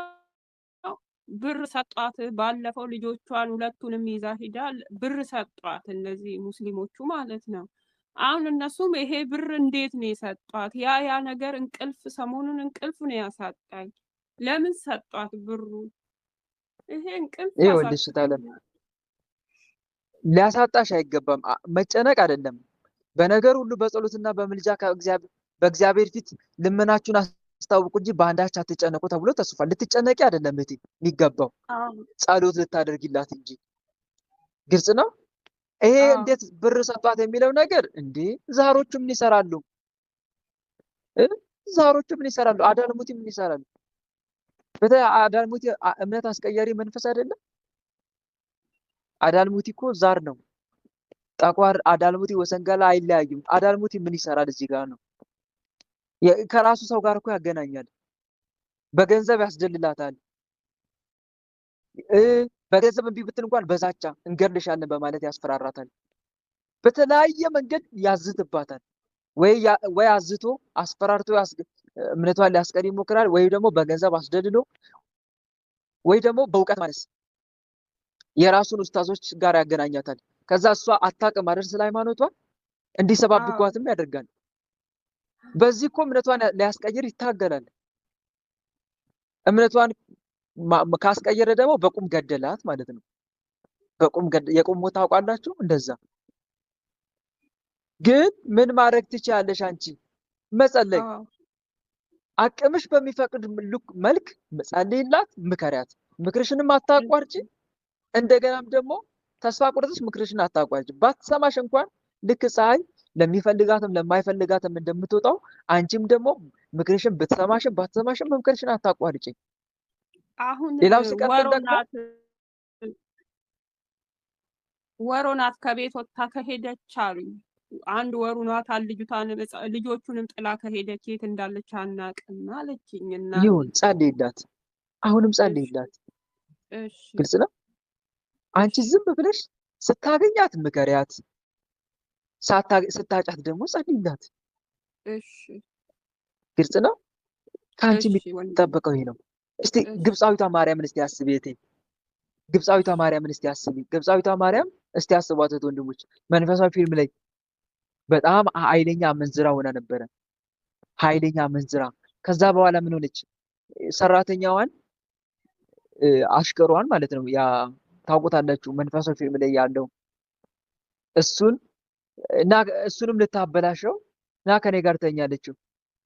ፍቅር ይዞ ከያቃል ትለዋለች። አዎ ይላታል። ከማን ጋር አለችው? ከአያቴ ጋር፣ ከአባቴ ጋር፣ ከወንድም ከእናቴ ጋር ያን እሱን አይነት ፍቅር አይደለም ልክ ያኛውን ፍቅር የዝሙቱን ፍቅር ትነግረዋለች። ፊቱን እየጸፋ እንዴት እንዲህ ታደርጊያለሽ እያለ በጣም ተጸጸተና በማግስቱ ንስሐ አባቷን ይዞላት መጣ። ንስሐ አባቷን ይዞላት መጣ። የጠየቀችውን ሁሉ ነገራቸው። ምከሩልኝ ብሎ እኮ ነው። ምከሩልኝ። አይወላችሁ አሁን ይሄ ሰው ምን የሚችለውን እያደረገላት ነው። አንደኛ እየጸለየላት ነው። ሁለተኛ ምን እያደረገ ነው? መምህር እያመጣ እያስመከራት ነው። ከኛ የሚጠበቀው ነገርን ተመልከቱ። እንደዚህ አይነት ነገር ነው። ከዛ መምህሩን አስመጣና ማስመከር ጀመረ። መምህሩ በጣም ጎበዝ ናቸው። ምክራቸው በጣም የሚገርም ምክር ነው። መንፈሳዊ ፊልም ላይ ሄዳችሁ እስቲ ስሙት። ይሄ የምታጠፊው ነፍስ ያንቺ ነፍስ አይደለም፣ አቁሚ ይሏት ነበረ። በዋጋ ተገዝታችኋልና ለራሳችሁ አይደላችሁም። ስለዚህ በስጋችሁ እግዚአብሔርን አክብሩ የሚለውን ቃል ይዘው ማለት ነው። ከዛ በኋላ ምን አለች? ሰማች? እሷ ሰማች? አልሰማችም? ስብከት አሻኝም አይደል አለችው። ስብከት አልፈልግም፣ እንደውም ይሄ ቤት ለቅቄላችሁ እሄዳለሁ ብላ ብን ብላ ጠፋች። ብን ብላ ጠፋች። አሁንም ኃጢአት እየሰራች ነው። መክረዋት ራሱ እየተጸለየላትም ግን እየሰራች ነው ኃጢአት። ግን እግዚአብሔር ቀን አለው፣ ጊዜ አለው። እግዚአብሔር አምላክ ወደ ራሱ የሚመልስበት ጊዜ አለው። የእናቷን የአባቷን ጸሎት ቸለል አላለም። የዚህ ልጅንም ጸሎት የንስሐ አባቷን ጸሎት ቸለል አላለም። እግዚአብሔር ግን ጊዜ አለው ለሁሉ። ከነሱ የሚጠበቀው መጸለይ ነው። የሚችሉትን ማድረግ ነው። እያደረጉላት ነው። ግን እሷ ሄደች። በጀልባ ሁሉ ተሳፍራ እዛ ውስጥ ምን ትሰራ ነበር? ምን ትሰራ ነበር? ዝሙት ትሰራ ነበር አይደል? በጀልባ ውስጥ ሆና። ከዛ በኋላ ኢየሩሳሌም ደረሰች። እዛም አዳዲስ የወንዶችን ፊት ትፈልግ ነበረ፣ ከነሱ ጋርም ዝሙት ለመስራት። ከዛ የኢየሩሳሌም የመስቀል በዓል ደረሰ። ቆይ እኔም ልግባ ብላ ሄደች። ልትገባ ስትል መለኮታዊ ኃይል ወደኋላ ገፋት። አሁን የዚህ ወደ መመለሻዋ ጊዜ ደረሰ። አያችሁ አይደል? መመለሻዋ ጊዜ ሲደርስ እንዲህ ነው እንግዲህ መለኮታዊ ኃይል ገፋት ወደኋላ። መግባት አልቻለችም። ኃጢአቷን ቆም ብላ አሰበች። እግዚአብሔር ልቡን አሰጣት ኃጢአቷን የምታስብበት። አለቀሰች። ወየው ወየው! አሁን እዚህ ከእህቶቼ ከወንድሞቼ ተለይቼ ተገፍቼ ወደ ውጭ ወጣሁ። አሁንም በዚህ ኃጢአቴ ብቀጥል ነፍሴ ከስጋ ከተለየች ከመንግስተ ሰማይ ልገፋ አይደል አለች። ከገነት ልባረር አይደል? ገሃነም ሲኦል ልወርድ አይደል አለች። አለቀሰች። ቀና ብላ ስትመለከት የመብራንን ስዕል አየች። እመቤቴ አስብኝ እባክሽን ዋሱኝ አለቻት። ሁለተኛ ወደዚህ ኃጢአት አልመለስም አለች። ዋሶነቻት። ሄዳ መስቀሉን እቅፍ አድርጋ አለቀሰች። ከዛ ንስሐ ገባች። ለ47 ዓመት የዮርዳኖስ በረሃ ስትጋደል ኖረች። እግዚአብሔር የድንግልና አክሊል ሰጣት። የምን አክሊል? የምን አክሊል? የድንግልና አክሊል። ለሌሎች ሁሉ አርአያ ሆነች። በኃጢአት ዓለም ተዘፍቀው ተስፋ ለቆረጡት አይመለሱም፣ በቃ የመመለስ እድል የለኝም ለሚሉ ሰዎች ሁሉ ምሳሌ ሆነች። እና አስቡት እህት ወንድሞች፣ ሰው የሚመለስበት ጊዜ አይታወቅም። እስቲ ተስፋ ቆርጠው እስልምና ውስጥ ገብተው እንደገና የተመለሱ ሰዎች የሉም? ንገሩኝ። የተመለሱ ሰዎች የሉም? አሉ አሉ እኮ አሉ። እና ተመልከቱ፣ ከኛ የሚጠበቀው ምንድነው ከተባለ ተስፋ ሳንቆርጥ ለእነኛ ሰዎች መጸለይ። መቼ እንደሚመለሱ አናቅም፣ ግን ጸሎትን ማቋረጥ የለብንም። መጸለይ፣ ምክራችንን ማቋረጥ የለብንም። በቃ ባለን ጊዜ ሁሉ ትርፍ ጊዜ ስናገኝ ሁሉ እዛ ሄደን እንጮህበታለን ያ ሰው ላይ በጣም እሱን ይለውጥልኛል ብለን ምክር ይዘን የምክር ቃላቶች ከመጽሐፍ ቅዱስ አውጥተን ሄደን እንመክረዋለን ማለት ነው። ተስፋ ሳትቆርጡ ሄዶ መምከር፣ አንድ ቀን ይመለሳል በሚል ተስፋ ማለት ነው። አንድ ቀን ይመለሳል በሚል ተስፋ ስንሄድ ግን ምንጊዜም ጸሎት እያደረግንለት እግዚአብሔር ሆይ ወደዚህ ወደ ጓደኛ እየሄድኩ ነው፣ እባክህን በአንደበት የሆነ ዛሬ ምከረው። ደስ አይልም? እባክህ ዛሬ ልመከረው እየሄድኩ ነውና በአንደበት የሆነ እባክህ ምከረው። መድኃኒዓለም አባቴ የኃጢአተኛውን ጥፋት አትፈልግም፣ እባክህ በአንደበት የሆነ ተናገረው። ጌታዬ ኢየሱስ ክርስቶስ ተናገረው እባክህ። እኔ ስናገር ልቡን የተቆጣጠሩት መናፍስት ይገሰጹ። እንዲህ ብላችሁ እኮ ብትመክሩ በእውነት ስንት ሰው ታድኑ ነበረ መሰላችሁ? ስንት ሰው ተለውጡ ነበረ። ግን ጸሎት ሳንጸልይ ነው ዝም ብለን ሄደን የምንመክረው እኛ። ጸሎት ሳንጸልይ። ጸሎት ወሳኝ ነው። ምክርም ደግሞ መዘጋጀት ያስፈልጋል። አሁን እንደነገርኳችሁ ማለት ነው። እና ይሄን ይመስላል። ግልጽ ነው። እህቴ እንደተመለሰልሽ ተስፋ አደርጋለሁ። እሺ ሌላ ጥያቄ ይግባ። ወለተ ተክለ ሃይማኖት ልጠይቅ? እሺ ወለተ ተክለ ሃይማኖት ቀጥይ። ሰላም ናችሁ? እግዚአብሔር ሰላምታ። ድምጽ ግን ከፍ አይሰማም? አስተካኪ። ኤርፎን ንቀይ። ኤርፎን ስለማጠቅሉ ነው የማይሰማው። ይሰማል አሁን? አሁን ይሰማል። እንኳን አደረሳችሁ። ደህና ዋላችሁ? መጀመሪያ አዲስ ነኝ ነበር። እግዚአብሔር ይመስገን። እግዚአብሔር ይመስገን። እንኳን ደህና መጣሽ እህታችን። በመምጣትሽ ደስ ብሎናል። አሜን አሜን። እና የኔ ጥያቄ ምንድነው? እንትን ትምህርት እማራለሁ እንደዚህ ግሩፕ ላይ አንተ ግሩፕ ላይ ራሱ ተገባሁኝ።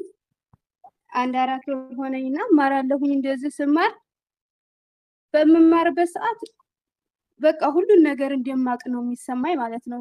ስማር ወንጌልም ሁሉንም ነገር ስማር በምማርበት ሰዓት ሁሉም ነገር እንደገባኝ ይመስለኝና ከዛ ከተማርኩበት ቦታ ስወጣ በቃ ሰው ሆኜ ሳለሁ ተፈጥሬ ሳለሁ ሰው መሆን እፈልጋለሁ፣ ግን ሰው መሆን አተኝ። እንዴት ነው ወንድም የሚከረኝ? ቆይ እስቲ የሆነ ምክር ትሰሚያለሽ፣ ትምህርት ታዳምጫለሽ፣ ግን ስታዳምጪ ሁሉን ነገር እንደምታውቂው ነው የሚሰማሽ። ይሄን አውቀዋለሁ አይነት ነገር። ለምሳሌ አሁን ሁሉ ትህትና ሁሉ ነገር መንፈሳዊ መሆን በጣም ውስጥ ይፈልጋል። ከዛ እሰማና ሰው መርዳት ከሆነ ሁሉንም ነገር እንደማረገው ይሰማኝና ከዛ ከትምህርት ቦታ ስወጣ በቃ ሌላ ሰው ሌላ ተፈጥሮ ሆኜ የማገኘው አሃ ሌላ ምን ማንነት ይኖርሻል፣ ወደ ቀደመ ባህሪ ማለት ነው። መናደድ እንደዚህ በጓደኛም ዙሪያ በፍቅረኛም ዙሪያ እንደዚህ ራሴን አላናድድም። ከእንግዲህ ወዲያ ሰው መሆን ነው የምፈልገው ብዬ በቃ ሰው መሆን እሺ በጣም እፈልጋለሁ። ሰው ማለት ሰው እንዳልሆነ አውቃለሁና ይሄ አልሆናል። መልካም እህት አለምዬ፣ እንዲህ አይነት ነገር ጸሎት ይፈልጋል፣ ጸሎት ይፈልጋል። አንደኛ ይኸውላችሁ ትምህርቱ ልባችሁ ውስጥ አድሮ እናንተን እንዲለውጣችሁ ጸሎት አድርጎ መጀመሪያ። እሺ ወደ ትምህርት ስትመጡ እንደዚህ በሉ። ወደ ጸሎት ወደ ትምህርት ከመግባታችሁ በፊት ጌታ ሆይ አስተምረኝ፣ ለእኔ የሚጠቅመኝን ትምህርት እንድማር እርዳኝ፣ ከዛሬው ትምህርት በሉ። ንገረኝ፣ ግልጽ ነው አይደል? ለእኔ የሚጠቅመኝ ደግሞ አይነ ልቦናዬን ክፈትልኝ በሉት። እንደዚህ ብላችሁ ወደ ትምህርት ስትመጡ እንደዛ ብላችሁ ጸልዩ። አንድ ልቤን ክፈትልኝ፣ ይዲድያን ልብ እንደከፈት የኔንም ልብ ክፈትልኝ። ለሐዋርያት ማስተዋልን የሰጣቸው መድኃኒዓለም ለእኔም ማስተዋልን ስጠኝ። ግልጽ ነው አይደል? ምን ስጠኝ? ለእኔ ማስተዋልን ስጠኝ። እንደዛ ብለሽ ጸልየሽ ትመጫለሽ። ስትመጪ እዚህም ትምህርት ሌላም ቦታ ስትገኝ ማለት ነው።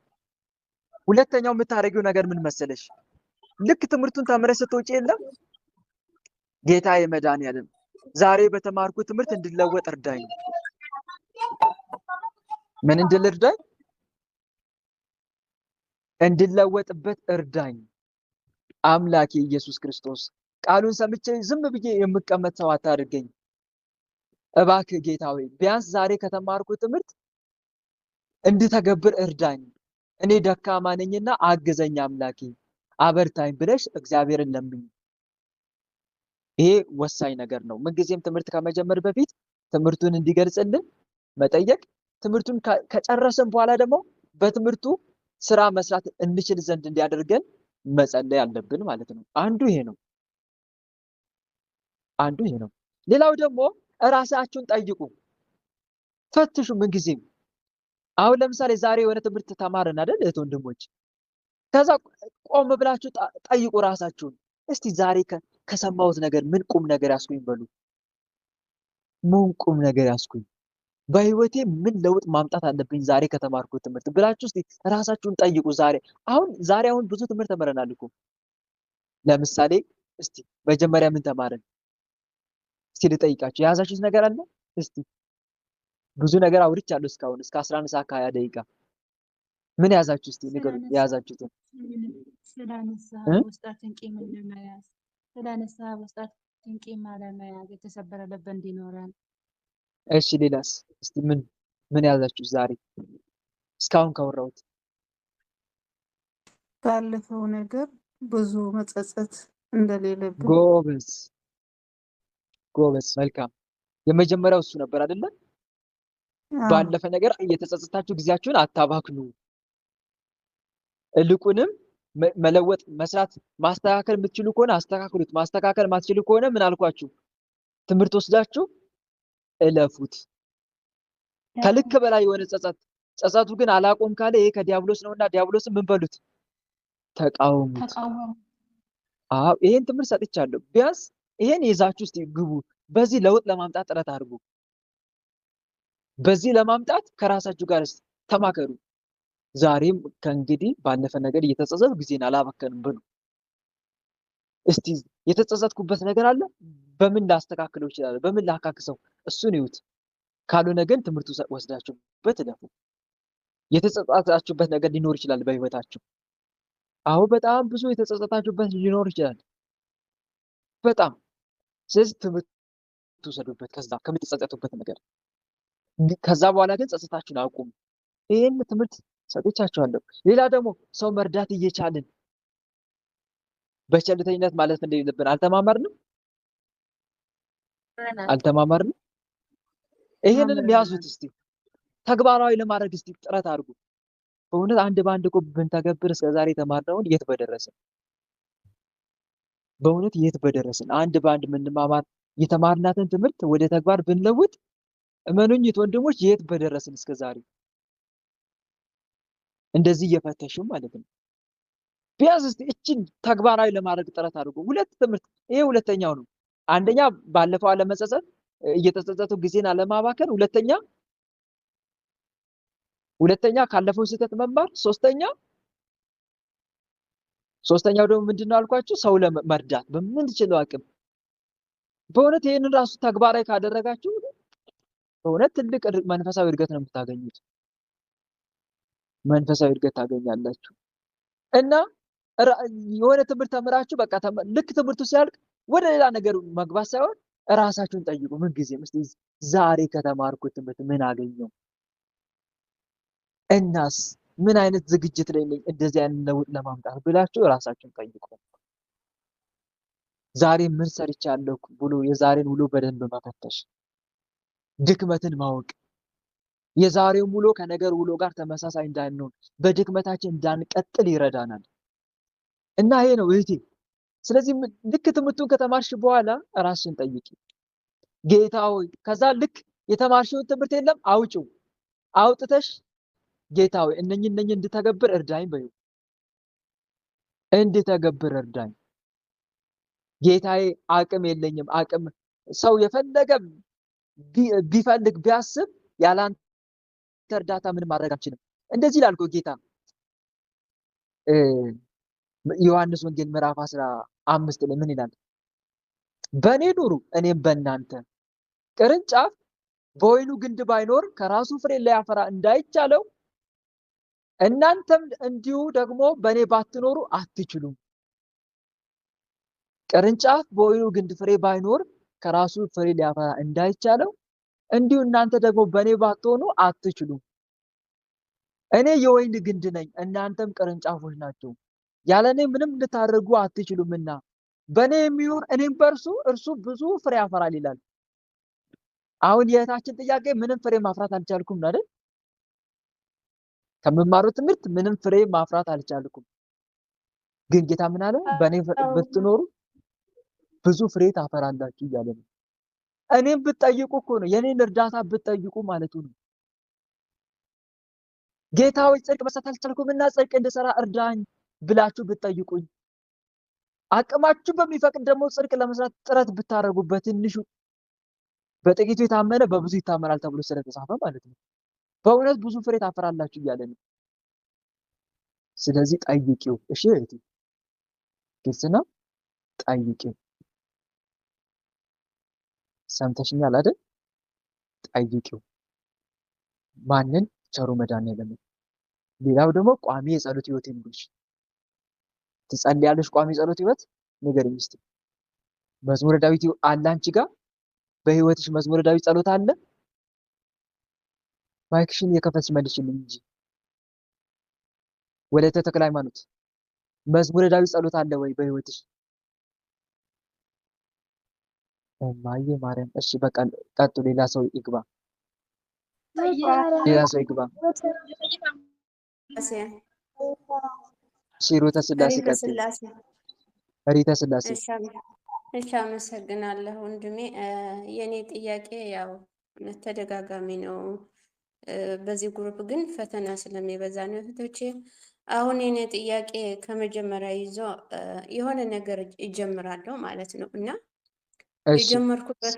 የጀመርኩበት ነገር ጥሩ ነው የሚጓዘው፣ ወይም ስራ ሊሆን ይችላል፣ የሆነ በቃ የሚጠቅም ነገር ማለት ነው።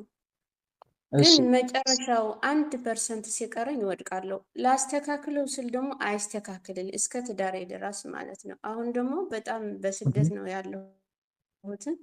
መጨረሻ በቃ ጨርሼ ኢትዮጵያ ሊገባ ነው። አሁን ጨርሼ ኢትዮጵያ ሊገባ ጨራርሼ ሁሉ ነገር ወረቀት አለኝ፣ የዚህ መኖሪያ ፈቃድ ማለት ነው። መኖሪያ ፈቃድ ስላለኝ ሰውየው አሳድስልኝ ብዬ ሲሰጠው ክሳለሽ እና አይታደስም፣ ከዚህ ሀገር መውጣት አትችልም አለኝ።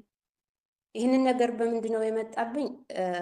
እዚህ አካውንት አለኝ እና አካውንቱ ሰው ነው የሚሰራለት። እንደዚህ ነው የምታደርጉ ሁሉ እዚህ ሀገር ያለ ሰው ወረቀት ያለው ወንዶችም ሴቶች እንኳን ብዙ አይደለም፣ ወንዶች ግን እንደኔ ልክ አካውንት ያወጡና የሰው ብር ይቀበላሉ።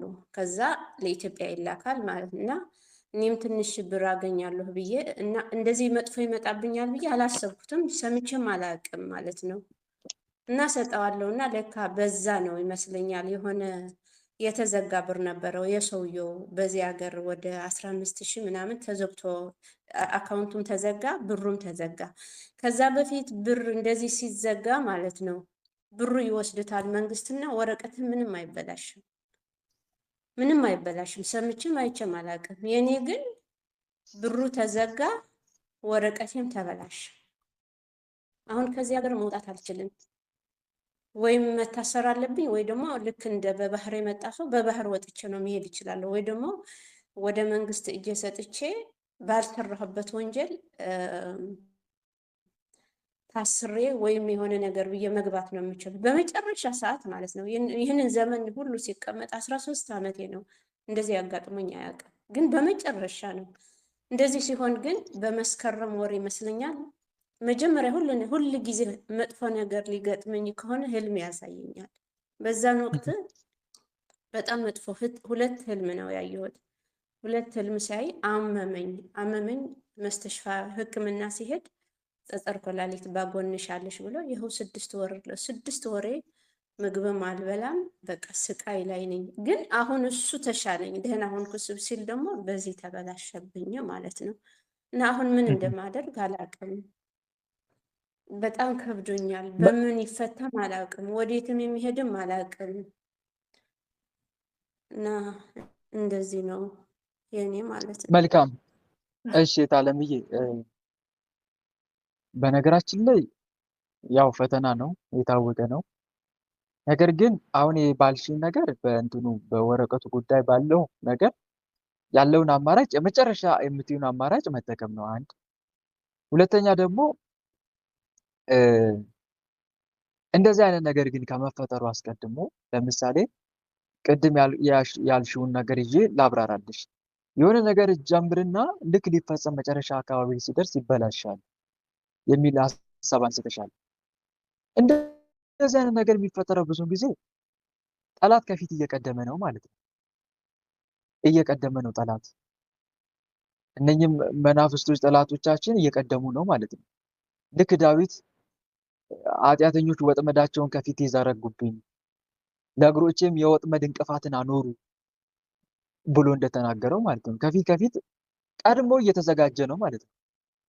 ግን አንቺ እዚህ ጋር እንዴት ነው እህታለምዬ፣ በጉዳዩ ላይ የሆነ ነገር ከመጀመርሽ በፊት እዛ ላይ በጸሎት አታሳስቢም ወይ?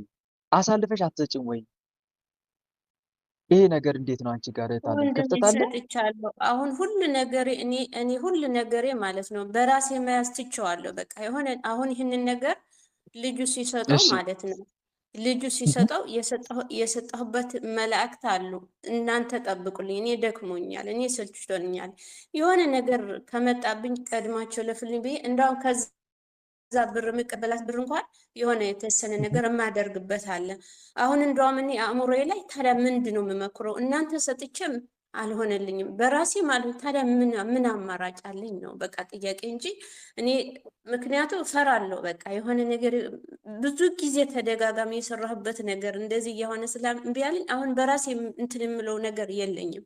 ቀድሜ እሺ ለሚወደው መልአክ ነው የምሰጠው ማለት ነው። ይህንን አሁን ሰጥቻለሁ፣ በቃ አስረክቤያለሁ። በቃ በዛ ነው እኔ በዛ እንደውም አንቀላፍቼ ነበር ምንም አልሆንም ብዬ። ደግሞ የምገርምህ ወንድሜ መልካም እንደዚህ ይኸውልሽ፣ ሰምቼም አላውቅም። ቆይ አንዴ እህታለምዬ፣ ጥያቄው እያጠረ ይመጣል። እሺ ንግግርሽን ያሳጠሽ ለሌላውም እድል እንድንሰጥ ሰዓታችን እንዳያልቅ። እዚህ ጋር መረዳት ያለብን ነገር አለ። ምንድን ነው ከተባለ የሆነ ነገር አሳልፈን ከሰጠን በኋላ አሳልፌ ሰጥቻለሁ ብሎ መተኛ ተገቢ አይደለም። ያ ነገር እስኪፈጸም ድረስ ቢያንስ ጸሎት ብናደርግ መልካም ነው። ግልጽ ነው አይደል? ያ ነገር እስኪፈጸም ድረስ በተለይ አሳልፈን የሰጠነውን ቅዱስ መልአክ መልኩን ድርሳኑን መጸለይ በየቀኑ። ለምሳሌ የሆነ ነገር ይሄ ነገርን ታስፈጽምልኝ ዘንድ ብላችሁ ለቅዱስ ሚካኤል አሳልፋችሁ ልሰጡ ትችላላችሁ። ግን ያ ነገር እየተሰራ እያለ በጸሎት መትጋት ደግሞ ያስፈልጋል። ሰምታችሁኛል አይደል? ምን ማድረግ? በጸሎት መትጋት። ለምሳሌ አንድ እናት ልጅ ይዛለች በማጸኗ እንበል። ያ ልጅ ለሊቀ መላእክት ለቅዱስ ሩፋኤል አሳልፋ ሰጥተዋለች እንበል። አሳልፋ ሰጥታ መቀመጧ ተገቢ ነው? አግባብ ነው? ብትቀመጥ ንገሩኝ እስቲ። ምን ማድረግ አለባት? ቢያንስ እስክትወልድ ድረስ ጽንሱ እንዲጠበቅ የሊቀ መላእክት የቅዱስ ሩፋኤልን መልኩና ድርሳኑ እየጸለች ብትጠጣው፣ ጽንሱን ጠብቅልኝ፣ ክፉ መናፍስት አብረው እንዳይወለዱ ጠብቅልኝ ብላ ብትጠጣ፣ ጽንሱን በደህንነት ጠብቅልኝ ሐኪሜ አንተ ነህ ብላ ሁሌ ብታሳስብ መልካም ነው። ይሄን ማድረግ እንደገናም ደግሞ በምትጸልዩ ጸሎት ደግሞ ባለሟልነት እንድታገኝ በመላኩ ስም መልካም ስራዎችን መስራት ትችላለች። መልካም ስራዎችን መስራት ፈጣሪን ደስ የሚያሰኝ ያንን መልአክ ደስ የሚያሰኝ መልካም ስራዎችን መስራት። ይሄን እያደረገች አንድ ሴት ምን ማድረግ ትችላለች? ጽንሱን በሚገባ እንዲጠበቅ ማድረግ ትችላለች። አንዳንዱ ግን አሳልፌ ሰጥቻለሁ ብሎ ሚተው አለ። ግን እንደዛ አይደለም። እሺ አሳልፋችሁ ስትሰጡ ያ ነገር ቢያንስ እስኪፈጸም ድረስ በጸሎት በደንብ መትከት ያስፈልጋል። አለመተኛት አንድ ይሄ ነው ዋናው ትልቁ ነገር። ሌላው ደግሞ እህቴ ኅሪተ ሥላሴ ዞሮ ዞሮ አንድ ነገር አለ። እግዚአብሔርን ለሚወዱት እንደ ሐሳቡ ለተጠሩት ነገር ሁሉ ለበጎ ነው ይላል የመጽሐፍ ቅዱስ ቃል። እግዚአብሔርን ለሚወዱት እንደ ሐሳቡ ለተጠሩት ነገር ሁሉ ለምንድን ነው? ለበጎ ነው። ፈተና ሲደራረብብን በተለይ ከአቅም በላይ ሲሆን ወይም ደግሞ በተለይ ያለኛ ስህተትም ደግሞ ሲመጣ ይሄ ፈተና ነው፣ ዋጋ የምናገኝበት ነው። ልንታገሰው ሁሉንም ፈተና በመጸለይ ይታለፋል እንዴ? በመጸለይ ስላችሁ ሁሉም ጸሎት ስለጸለይን ብቻ ሁሉም ፈተና ወይም ደግሞ ችግር ሳይገጥመን የሰው ልጅ መኖር ይችላል? ስለጸለየ ብቻ አይችልም። አሁን ለምሳሌ አንድ ሰው በቃ ስለሚጸልይ በቃ ምንም አይነት ፈተና አይገጥመው ማለት ይቻላል? አይችልም። ትዕግስትን ማድረግ ወድቆ አይቀርም፣ ግን ይነሳል። ግን መፈተኑ ይቀራል? አይቀርም፣ ይፈተናል። እንደውም ምሳሌ ልስጣችሁ። እንደውም ኤዎስጣቴዎስ የሚባል ጻድቅ ነበረ። ማን የሚባል? ኤዎስጣቴዎስ። አዎ ኤዎስጣቴዎስ የሚባል ጻድቅ ነበር። መጀመሪያ ሀብታም ነው እና ደግሞ እንትን ያደርጋል፣ ድሆችን ያበላል፣ ያጠጣል። ይሄን ነገር መድኃኒዓለም ወዶለታል። ከዛ አንድ ቀን አደን ሊያድን ወደ ጫካ ገባና አንድ ዋልያ በቀስት ሊነድፈው ሲዘጋጅ ጌታ መድኃኒዓለም በመስቀል አምሳል ዋልያው ቀንዱ ላይ ተገለጠለት። ከዛ ጠራው በስሙ፣ ሌላ ስም ነበረው፣ ስሙ ረስቼው ነው የመጀመሪያ ስሙን። በስሙ ጠራውና እኔ የዓለም ሁሉ መድኃኒት ጌታ ኢየሱስ ክርስቶስ ነኝ፣ እናም እሱን እንደመረጠው ነገረው ወደ ክርስትና እምነት እንዲገባ። ግን ወደ ክርስትና እምነት ከገባ በኋላ ጽኑ ፈተና እንደሚገጥመው ነገረው። በጣም ከባድ ጽኑ ፈተና እንደሚገጥመው ነገረው። ከዛ ይህንን ተረድቶ ሄደና ጳጳሱ ጋር ሄደው ተጠመቀ። ከቤተሰቦች ሁሉ ጋር ተጠመቀ። ከተጠመቀ ከወራት በኋላ ጀመረላቸዋ ፈተናው። ምን አይነት ፈተና ገጠመው? እንዳለ ንብረቱ በሙሉ ወደመ። ንብረቱ በሙሉ የሆነ ችግር መጣና ጠፋበት እንዳለ። ከዛ ልጆቹን ሁለት ወንድ ልጆች ናሉት እና አንድ ሚስት አለችው። ከዛ ሁለቱ ልጆችና አንድ ሚስቱን ይዞ በመርከብ ተጭኖ ሲሄድ ባለመርከቡ ገንዘብ ጠየቀው፣ ከባድ ገንዘብ ከአቅሙ በላይ። የለኝም። አሃ የለክም? አዎ ሚስትን አምጣ ብሎ ሚስቱን ወሰደበት። ምን አደረገ መሰላችሁ? ሚስቱን አታክልት ጠባቂ ያደረገ ወስዶበት። በጣም ይሄ መራራ አይደለም? መራራ ሐዘን አይደል? እህት ወንድሞች፣ እንደ ልብ እንደ አይናችሁ የምትመለከቱት የትዳር አጋራችሁ ሲወሰድ አስባችሁታል? የትዳር አጋሪ ሲወሰድ ባሪያ ሆኖ ወይም የትዳር አጋር ስትወሰድ ስትነጠቅብህ ያለውን ስሜት እስቲ አስበው ቆም ብለህ። ወሰደበት። ከዛ እያለቀሰ ከሁለት ልጆቹ ጋር ሄደ። አስቡት። አሁን ምን ሳይጸልይ ቀርቶ እኮ አይደለም፣ እየጸለየ እኮ ነው። ክርስቲያን እንደመሆኑ እየጸለየ ነው። መንፈሳዊ ነው። ሳይቆርብ ቆርቶ አይደለም፣ ሁሉን ነገር ያደርጋል። ግን ፈተና እየገጠመው ነው። መጀመሪያ ንብረቱ አጣ፣ አሁን ሚስቱን አጣ። እየደላችሁ ነው። ከዛ ወንዝ ሞልቶ አገኘ። ከዛ አንደኛውን ልጁን ተሸክሞ አሻገረ። አሻግሮ ሁለተኛውን ልጅን ላምጣ ብሎ ሲመለስ ተኩላ ነጥቆበታል። ሁለተኛው ሊያመጣው ሲሄድ የለም ልጁ። አሁንም ተመልሶ እያዘነ ያሻገረው ልጁን ይዞ ሊሄድ ሲል እሱንም አንበሳ ነጥቆታል። አይከብድም? ቆም ብላችሁ አስቡት። ከባድ ፈተና አይደለም? ንገሩኝ እስቲ። ንብረቱን አጣ፣ ሚስቱን አጣ፣ የሚወዳት ሚስቱን። ቀጥሎስ ሁለቱ ልጆችን አጣ። ይሄ በጣም ከባድ ሐዘን ነው፣ ከባድ ፈተና ነው። ብቻውን ቀረ። አስቡት። አሁን እኛ ብንሆን እንዴ ፈጣሪ አይሰማም እንዴ ጸሎት? ምንድነው ይሄ ነገር? ሌላው ደግሞ ሲቀጥል የገባውበት እምነት ትክክል አይደለም እንዴ ነው የምንለው። አንልም እንደዛ? የገባውበት እምነት ምንድነው? ትክክል አይደለም እንዴ ነው የምንለው።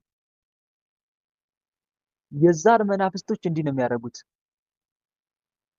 እና ከዛ በኋላ ተመልከቱ፣ ብቻውን ቀረ። በቃ አሁን አማራጩን እየተጠቀመ ያለው ምን ማድረግ ይችላል ብሎ ቆም ብሎ አሰበ። አሁን ባለውበት ውስጤት ምን ማድረግ ይችላል ብሎ አሰበና የሆነ ቦታ ሄዶ የቀን ስራ ተቀጥሮ መስራት ጀመረ። ከዚህ ሁሉ ፈተና በኋላ የኤዎስጣቴዎስ ጓደኛው ንጉስ ሆኖ ተሽሞ ኤዎስጣቴዎስን ማፈላለግ ጀመረ። የቀድሞ ጓደኛዬ ሀብታም የነበረ የት ሄደ ብሎ ማፈላለግ ጀመረ። ሲያፈላልግ አገኘው ኤዎስጣቴዎስን። ከዛ ጄኔራል አድርጎ ሾመው። በል ወታደር ሰብስብልኝ ብሎ አዘዘው። ኤዎስጣቴዎስ ጄኔራል ሆኖ ተሹሞ ወታደር ሲመለምል ለካ እነኚህ ሁለቱ ልጆች እግዚአብሔር ባሉበት በደህና ጠብቋቸዋል። ከአንበሳ አፍ አስጥሎ ከተኩላም አፍ አስጥሎ ለብቻቸው አስጠብቋቸዋል። ለካ ሁለቱም አይተዋወቁም። የሆነ አታክልት ውስጥ ተቀምጠው ይነጋገራሉ። ስለቀደመ ህይወታቸው ይነጋገራሉ። እንዴት ቤተሰባቸው እንደተበታተኑ፣ እንዴት እንደሞቱ። እናት በቅርብ ሆና ትሰማለች። አሃ እነኚህ ልጆቼ ናቸው ማለት ነው አለች። ቀረበችና እናንተ ልጆቼ እኮ ናቸው አለቻቸው። ደነገጡ፣ ተላቀሱ፣ ተቃቅፈው ተሳሳሙ። ከዛ በኋላ ወደ ጄኔራሉ ሄዱና የሆነውን ሁሉ ሲነግሩት እሱ ልጆቹ መሆኑን አወቀ። እንዴ እኔ እኮ አባታችሁ ነኝ። ያለውን ደስታ አስቡት። ያ ሁሉ መከራ አልፎ አስቡት። እና እህት ወንድሞች፣ እንዲህ አይነት ፈተና ይገጥመናል። በክርስትናነታችን ብቻ ደግሞ የምንፈተነው ፈተና አለ። በተለይ እህት ወንድሞች ንስሐ ገብተን እየጸለይን እየሰገድን የሚመጣ ፈተና ሁሉ ክርስትና ሃይማኖታችን ላይ ያነጣጠረ ፈተና ነው። ክርስትናነታችን ላይ ያነጣጠረ ፈተና ነው። እንዲህ አይነት ፈተና እየጸለይን የምንችለውን ማድረግ ነው ከኛ የሚጠበቀው። የምንችለውን አቅም የሚፈቅደውን በቃ የሆነ ነገር ሲፈጠር አሁን እሺ አማራጭ ምንድን ነው? ምን ማድረግ ይችላል? በዚህ ስቴጅ ላይ ግልጽ ነው አይደል? ሰምታችሁኛል? ክርስትና ውስጥ ገብታችኋል ማለቴ ንስሐ ገብታችኋል። እየጸላችሁ እየሰገዳችሁ ነው። ከባድ ፈተና እየገጠማችሁ ነው። ቆም ብላችሁ ታስባላችሁ። እየጸላችሁም ግን ፈተናው አልቆመም። መሀል ላይ ትጸልያላችሁ። ጌታዬ እንደ ፈቃድ፣ ጌታዬ ኢየሱስ ክርስቶስ እርዳኝ፣ አደራ ፍጻሜን አሳምርልኝ፣ ፈተናውን እንድወጣው እርዳኝ፣ ፈተናውን የምቋቋምበት አቅም ስጠኝ ትሉትና ከዛ ምን ትላላችሁ ለራሳችሁ? አሁን በዚህ ስቴጅ ላይ ይሄ ሁሉ ገጠመኝ አይደል? ችግር የለውም። ምን ማድረግ እችላለሁ? በዚህ ስቴጅ ምን ማድረግ እችላለሁ? ያለኝን አማራጭ እጠቀማለሁ። እርሱን ግን ምን አላረግም? አልክድም። ልክ ኢዮብ እንዳለው እስክሞት ድረስ ፍጹምነቴን ከኔ አላርቅም፣ ጽድቄን ይዛለሁ፣ እርሱንም አልተውም እንዳለው የሆነው ነገር ይምጣብኝ አይደል ያለው ኢዮብ? የሆነው ነገር ይምጣብኝ፣ ስጋዬን በጥርስ ይዛለሁ፣ ህይወቴን በእጁ አኖራለሁ። እነሆ ቢገድለኝ እንኳን እርሱን በትዕግስት እጠባበቃለሁ፣ ነገር ግን መንገዴን በፊቱ አጸናለሁ እንዳለው ማለት ነው።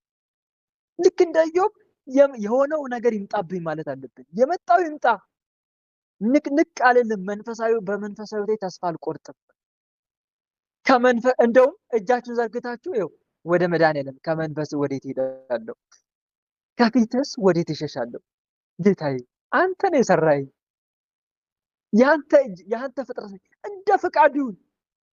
በህይወቴ የሚመጣብኝ ነገር ሁሉ በትዕግስት እቀበላለሁ። ብቻ አንተን አልጣ። ደስ አይልም? እንዲህ አይነት ጸሎት ብቻ ማንን አልጣ? ማንን አልጣ? አንተን አልጣ። ብቻ አንተን አልጣ። መመኪያዬ መከታዬ ብቻ አንተን አልጣ።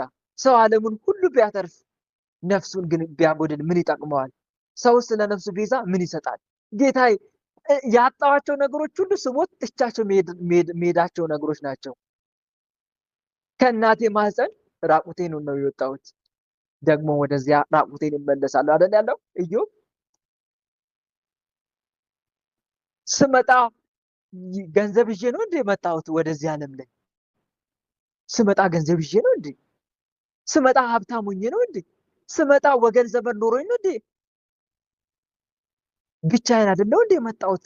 ከእናቴ ማህፀን ስወጣ አሁንም ወደዛው እንደዛው ነው። ጌታዬ መድኃኒዓለም ብቻ አንተን አልጣ። እስትንፋሴ አንተ ነህ፣ ህይወቴ አንተ ነህ። ፍጻሜን አሳምርልኝ አደራ አምላኬ። ልክ እንደ ይሁዳ ገንዘቡን ክህነቱን ሐዋርያነቱን በገንዘብ እንደለወጠው እንደ ይሁዳ እንዳልሆን አደራ ጌታዬ፣ ፍጻሜን አሳምርልኝ። መመኪያዬ መድኃኒዓለም እያላችሁ መማፀን። ወንድሞች ሆይ የእምነታችሁ መፈተን ትዕግስት እንዲያደርግላችሁ አውቃችሁ ልዩ ልዩ ፈተና ሲደርስባችሁ እንደ ሙሉ ደስታ ቁጠሩ ተብሎ እኮ ተጽፏል። እንደ ሙሉ ደስታ ቁጠሩት።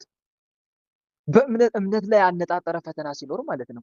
እና ኅሬተ ሥላሴ እኔ የምመክርሽ ነገር ምትችውን አድርጊ፣ ምትችውን አድርጊ፣ ግን እንዳታማርሪ። እንደ ፍቃድ በይ፣ አመስግኝ። እናም አማራጭሽን ሁሉ ተጠቀሚ። እየጸለሽ ታዲያ ምን እያልሽ እየጸለሽ ጸሎቴ ለምን ይጠቅመኛል ካልሽ ወድቀሽ እንዳትቀሪ ይጠቅምሻል። እንዳትፈተኝ ባደርግሽም ግን ወድቀሽ እንዳትቀሪ ያደርግሻል። ግልጽ ነው እህቴ? ይሄን ይመስላል። ይሄ ወንድማዊ ምክሬ ነው። መቼ ነው ታዲያ ከዚህ ችግር መውጣው? እሱ የፈቀደ ቀን፣ እሱ በቃ የሚልበት ጊዜ አለ። የራሱ ጊዜ አለው። ጊዜ አለው እግዚአብሔር።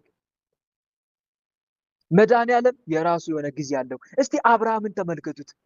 የአብርሃም ህይወት እኮ እኛን ያስተምረናል።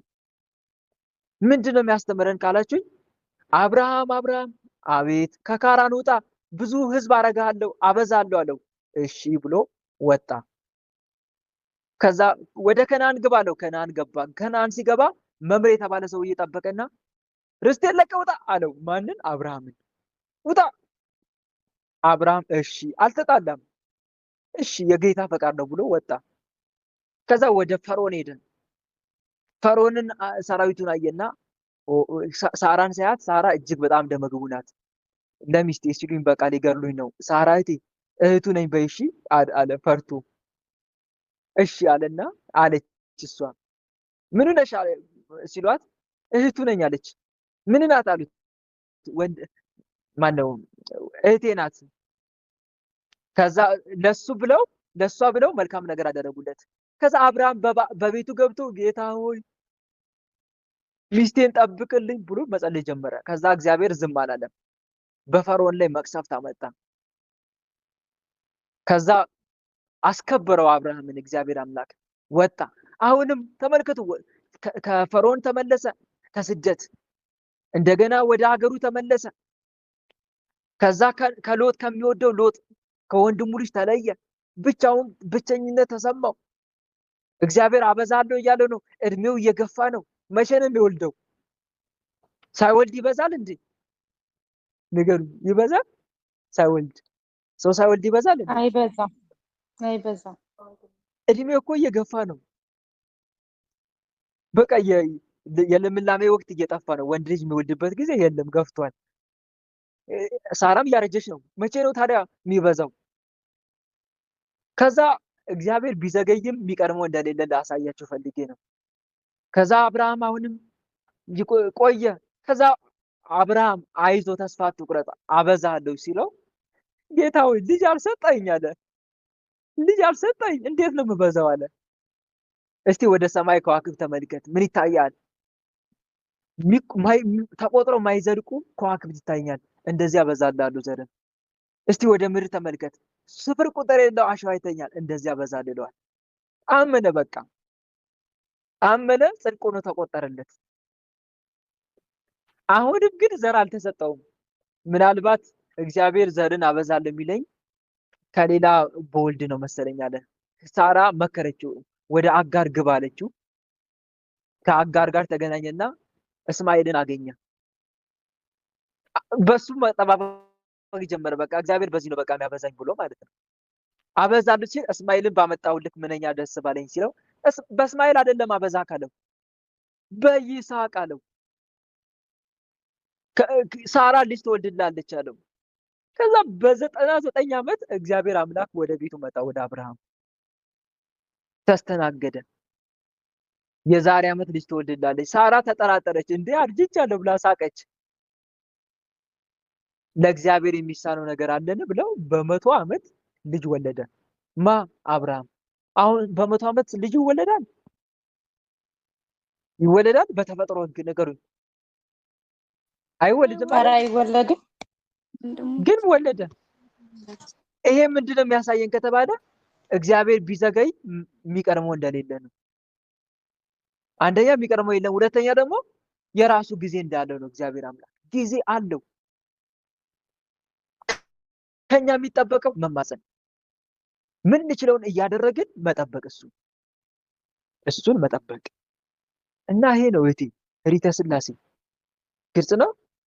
ጸልይ፣ በእምነትሽ አይላላ፣ ጠንክረሽ ጸልይ። አሁንም በርትተሽ እሱ ከማይወዳቸው ስራዎች ተለይ፣ እሱ የሚወዳቸው ስራ አብዝተሽ ስሪ። ግን በሱ ተስፋ እንዳትቆርጭ፣ የራሱ የሆነ ጊዜ ስላለው ማለት ነው። አታማሪ ደግሞ። ይሄን ይመስላል። ግልጽ ነው። እሺ ወለተ ማርያም መግባ ወለተ ማርያም እሺ ግቢ። ወለተ ቃል ያሰማል ሰከነ ዘላለም ነው። እኔ የምጠይቀው በእህቴ ዙሪያ ነው ማለት ነው። እሺ እህቴ እኔ ደም ነው ወደ ላይ የሚያስታውቃት፣ ምን ማድረግ እንዳለብኝ አላወኩም። ደም ነው የሚያስታውቃት? አዎ ደም ነው በቃ። አሁን ሄዳን ይመጣም ደም ነው በቃ። ምን እንደማደርግ ዛር ነው አታልምዬ። የደም ግብር የለመደ ዛር ነው እንደዚህ የሚያደርገው። በአክታ መልክ ነው ደም ያስተፋል። ዛር ነው እንደዛ ከሆነ ጥርስ ድድ ያደማል። ዛር ይውላችሁ፣ ዛር ካለ ወንድሞች ደም የሚያፈስበት መንገዱ ይለያይ እንጂ በተለያየ መንገድ ደም ከሰውነታችን ያስወጣል። ወይ በወር አበባ መልክ ደም እንዲፈስ ያደርጋል፣ ወይ ደግሞ በአክታ መልክ ደም እንዲፈስ እንድንተፋ ያደርጋል፣ ወይም ደግሞ ነስር ያነስላል። ጥርስ ድድ ከንፈር ያደማል፣ ወይም ደግሞ እጅ የሆነ ቢላ የሆነ ነገር ሽንኩርት ስትከትፉም ሊሆን ይችላል ያስቆርጣቸዋል እጃቸውን፣ ከዛ ደም ያፈሳል። ወይም እንቅፋት አስመትቶ ማለት ነው። በተለያየ ምክንያት ደም ከሰውነት እንዲፈስ ዛር ነው እንደዚህ የሚያደርገው እና የደም ግብሩ ሲፈልግ ነው እንዲህ የሚያደርገው። ግን እህቴ ትጸልያለች፣ እህትሽ ትጸልያለች? አዎ ጎበዝ ናት። የኔ ቦታ ሁኔታ መዝሙረ ዳዊት በጣም ጎበዝ ናት፣ ታደርሳለች። እሺ መጸለዩ መልካም፣ ግን መንፈሱን ትቃወማለች? በዚህ ጉዳይስ ፈጣሪዋን ታሳስባለች? ትቀጠቅጣለች? ትሰግዳለች? ያኔ እንትን ያለበት ቦታ የምትቀመጠው ያው ከሰዎች ጋር እና የላትም ክላስ ማለት። ከዛ ግን ሰዎች ውጥት እንዳሉ በግል ራሱ በማህበሩ ራሱ እንትን የማይላት ከሆነ በውጭ ተዳውለን እንቀጠቅጣለን፣ እንሰግዳለን። ግን በጸሎት በየንኩን ጎበዝ ናት። አሁን ግን ያኔ እንዲያከታ ሆኖ እኮ አይመጣም። ዝም ብሎ ከመጣ ዝም ብሎ ግንፍል ነው የሚለው።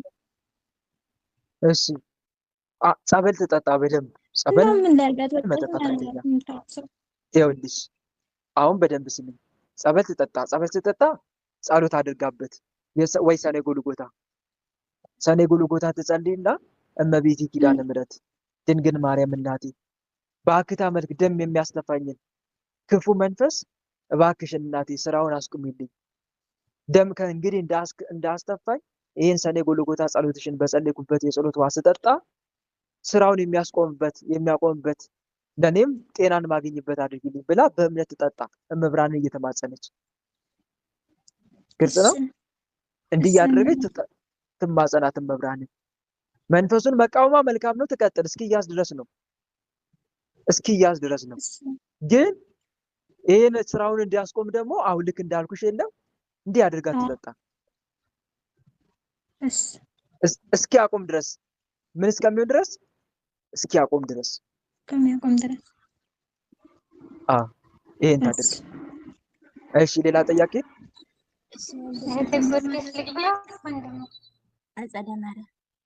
እሺ አጸደ ማርያም ስማችሁን ጥሩ። እሺ ኤርፎን ደግሞ እየነቀላችሁ ስለማይሰማ ስታወሩ። እሺ እግዚአብሔር ይስጥልኝ፣ ቃለ ሕይወት ያሰማልኝ። ወንድም ያመሰግናለሁ። እኔ ጥያቄ ለእኔ ነው። መንፈሳዊ ውጊያ ከጀመርኩኝ 2 ዓመት ሆኖኛል በስላሴ ስም እና በሌላ በኩል ነበር የሚዋጋኝ የነበረ። አሁን ላይ ደግሞ ሆዴን ነው የሚነፋኝ። ሆዴን 24 ሰዓት ይነፈኛል። ምግብ ብበላም ባልበላም ሁሌ ነው ሆዴን የሚነፋኝ። ሐኪም ቤት ሄድኩኝ። ሐኪም ቤት ስሄድ የሆነ ነገር አለ ይሉኛል፣ መድኃኒት ይሰጡኛል፣ ግን አያስችለኝም። አሁንም ሲሄድ የሆነ ነገር አለ፣ ምንድን ነው በደንብ አይታይም ነው ይሉኛል። እጮኛ አለኝና ከዛ ስላሴ ስም መንፈስ ተጋለጠልኝና ልጅ ነው ብሎ መንፈሱ ተናገረ። ሲናገር ልጅ ነው የ5 ወር ልጅ ነው ብሎ ተናገረ። እንዴ ልጅ ነው ብዬ ሐኪም ቤት ስሄድ ልጅ አይደለም አሉ። ልጅ አይደለም የሆነ በሽታ ነው አሉ። ከዛ መንፈስ ተጋለጠልኝ። ቆይ እጮኛ አለኝ ብለሻል። እጮኛሽ ይጸልያል፣ ይሰግዳል፣ መንፈሳዊ ሕይወት አለው። እንዴትስ ተጋለጠለት መንፈሱ? የኔ ነው የተጋለጠ። ይጸልያል፣ ይሰግዳል፣ ግን መንፈሳዊ ውጊያ ላይ ብዙም እንትን አይልም፣ አይረዳም እኮ። እንዴት ተጋለጠ? የእሱ አይደለም የኔ ነው የተጋለጠ። አንቺ ጋር ያለው? አዎ የኔ ከተገለጠ 2 ዓመት አድርጓል። ግን ይሸኝልኛል ዝሮ የመተት ምናምን ይሸኝልኛል። ግን የቤተሰብ ዛር አለ፣ እሱ አይሄድም። ሄድኩኝ ይላል፣ ግን ዝሮ ከቤተሰብ ወደ እኔ ይመጣል።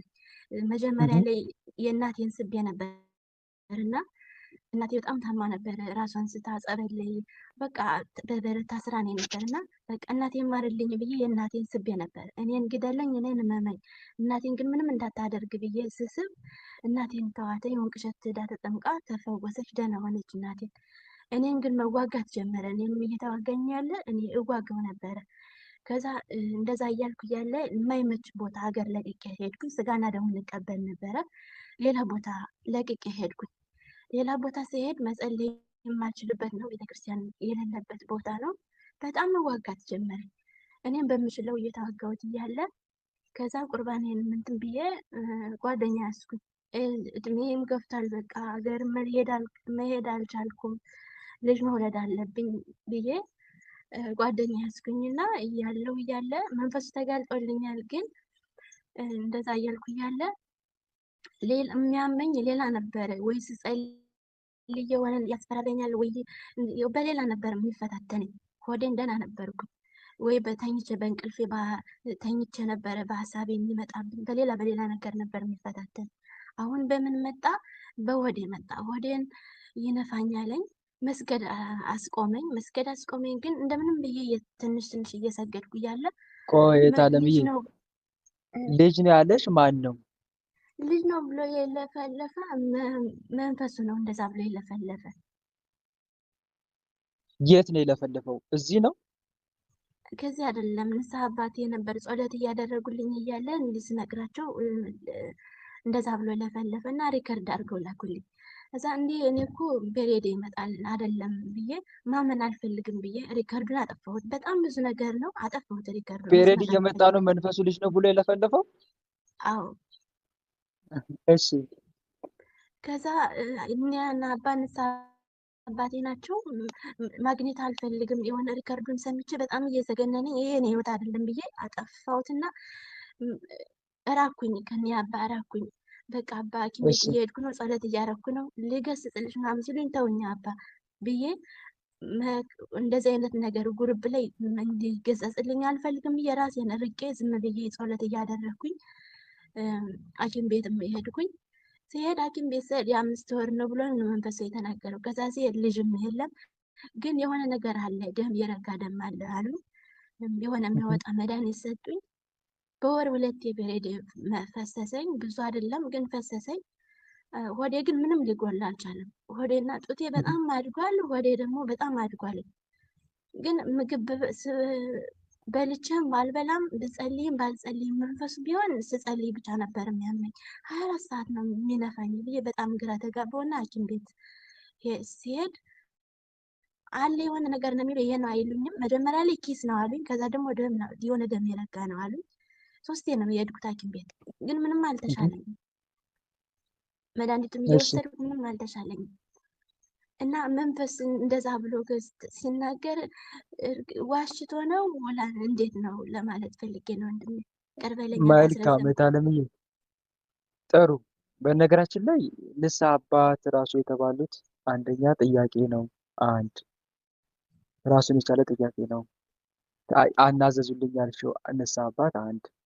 ምክንያቱም እኔ ማንነታቸውን አሁን ባላውቅም ግን ጥንቃቄ አድርጉ እሺ ወንድሞች፣ በጣም ጥንቃቄ ልናደርግ ይገባል። አንዳንዴ ደብተራዎች ጋርም ስለምንሄድ ማለት ነው። ስለዚህ አንድ እሱ መጠየቅ ምን ያክል ሪያሊቲ ያለው ያ ነገር በንስሐ አባት በኩል ያለው ግንኙነት ጤናማ ነው ወይስ አይደለም? ያ ራሱን የቻለ ጥያቄ ነው። እሺ ግልጽ ነው እህቴ አጸደ ማርያም፣ ራሱን የቻለ ጥያቄ ነው አንድ። ሁለተኛ ደግሞ ይህ መንፈስ አልተያዘም ማለት ነው። ከዋሸ አልተያዘም ማለት ነው። ሁለት ነገር ልትገነዘብ የሚገባው ነገር ይሄ ነው። ሌላው ደግሞ መንፈስ ወዲህ ይነፋል ወይ አይነፋም? በደንብ ነው የሚነፋው። ችግር ይፈጥራል ወይስ አይፈጥርም? በደንብ ነው ችግር የሚፈጥረው። እና ምንድን ነው ማድረግ የሚገባው ነገር? በመንፈሳዊ መንገድ መጓዝ። አንደኛ መቁጠሪያ፣ ስግደት፣ ጸሎት እነኚህ ነገሮች ያስፈልጋሉ። በቋሚነት እነኚህን ተግባራዊ ማድረግ ግልጽ ነው። ሁለተኛም ደግሞ እንዲህ አይነት ነገር ሲፈጠር ደግሞ ሱባኤ ገብቶ መጠየቅ፣ ያ ክፉ መንፈስ እንዲያዝ ማለት ነው። ቋሚ ራሱ ጸሎት እንደዚህ እነኚህ ነገሮች ተግባራዊ አደርጋለሁ እያደረግኩ ነው የምትይ ከሆነ አቋርጬ አላውቅም የምትይ ከሆነ ሱባኤ መግባት በመሀል ግልጽ ነው። ምን ማድረግ? ሱባኤ መግባት። ለምንድን ሱባኤ መገባው? እንዲያዙ መናፍስቶቹ እንዲያዙ ማለት ነው። አንድም ከምን አንጻር እንደሆነ ለማወቅ፣ ሁለተኛም ደግሞ መናፍስቶቹም እንዲያዙ ጭምር ሱባኤ መግባት። በዚህ ነው ማድረግ የምትችይው። ሌላው ደግሞ እንደዚህ አይነት ነገር ሲፈጠር ጸበል መጠጣት ነው በደንብ እሺ። ምን ማድረግ? ጸበል በርዕስ መጠጣት። ቅድም አሁን ለእቴ እንደመከርኳት የለም ደም ያስተፋኛል እንዳለችው ለአንቺም እሱ ነው። ሆድ ከምን አንጻር ሊነፋ ይችላል? በምግብ በኩል የሚገቡ መተት መናፍስቶች ይኖራሉ። አንድ ይሰማል አይደል? በምግብ በኩል የሚገቡ የመተት መናፍስቶች ይገባሉ። አንድ እነዚህ መናፍስቶች ሆድ ይነፋሉ። ሌሎችም መናፍስቶች ሊኖሩ ይችላሉ። ዛርም ሊኖር ይችላል። መተት ብቻ አይደለም ሆድ የሚነፋው፣ ሌሎችም ዛርም ይነፋሉ። እነኚህ መናፍስቶችም እንደዚህ አይነት ችግር ይፈጥራሉ። ታዲያ መፍትሄው ምንድነው? ጸበል አብዝቶ መጠጣት፣ መናፍስቶቹን እንዲጋለጡ ሱባኤ ገብቶ መናፍስቶቹን እለት እለት መፋለም። ይሄ ነው ዋናው መፍትሄው። እሺ ግልጽ ነው እህቴ? አንዱ ይሄ ነው። ከዛ መናፍስቶች ሲጋለጡ አንደኛ ከዚህ በሽታ ግን እንዲፈውስሽ ልዑል እግዚአብሔር መማፀን ያስፈልጋል።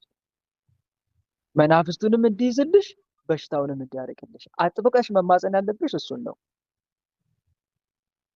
ወደዛ ወደ ቀኝ ወደ ግራ ማለት ሳይሆን እግዚአብሔር አምላክ መማፀን አጥብቀሽ ከበሽታ ይፈውሰኝ፣ እንዲህ አይነት ችግር የፈጠሩ ክፉ መናፍስትንም ያዘልኝ ብለሽ። ግልጽ ነው። ይሄን ይመስላል እህቴ።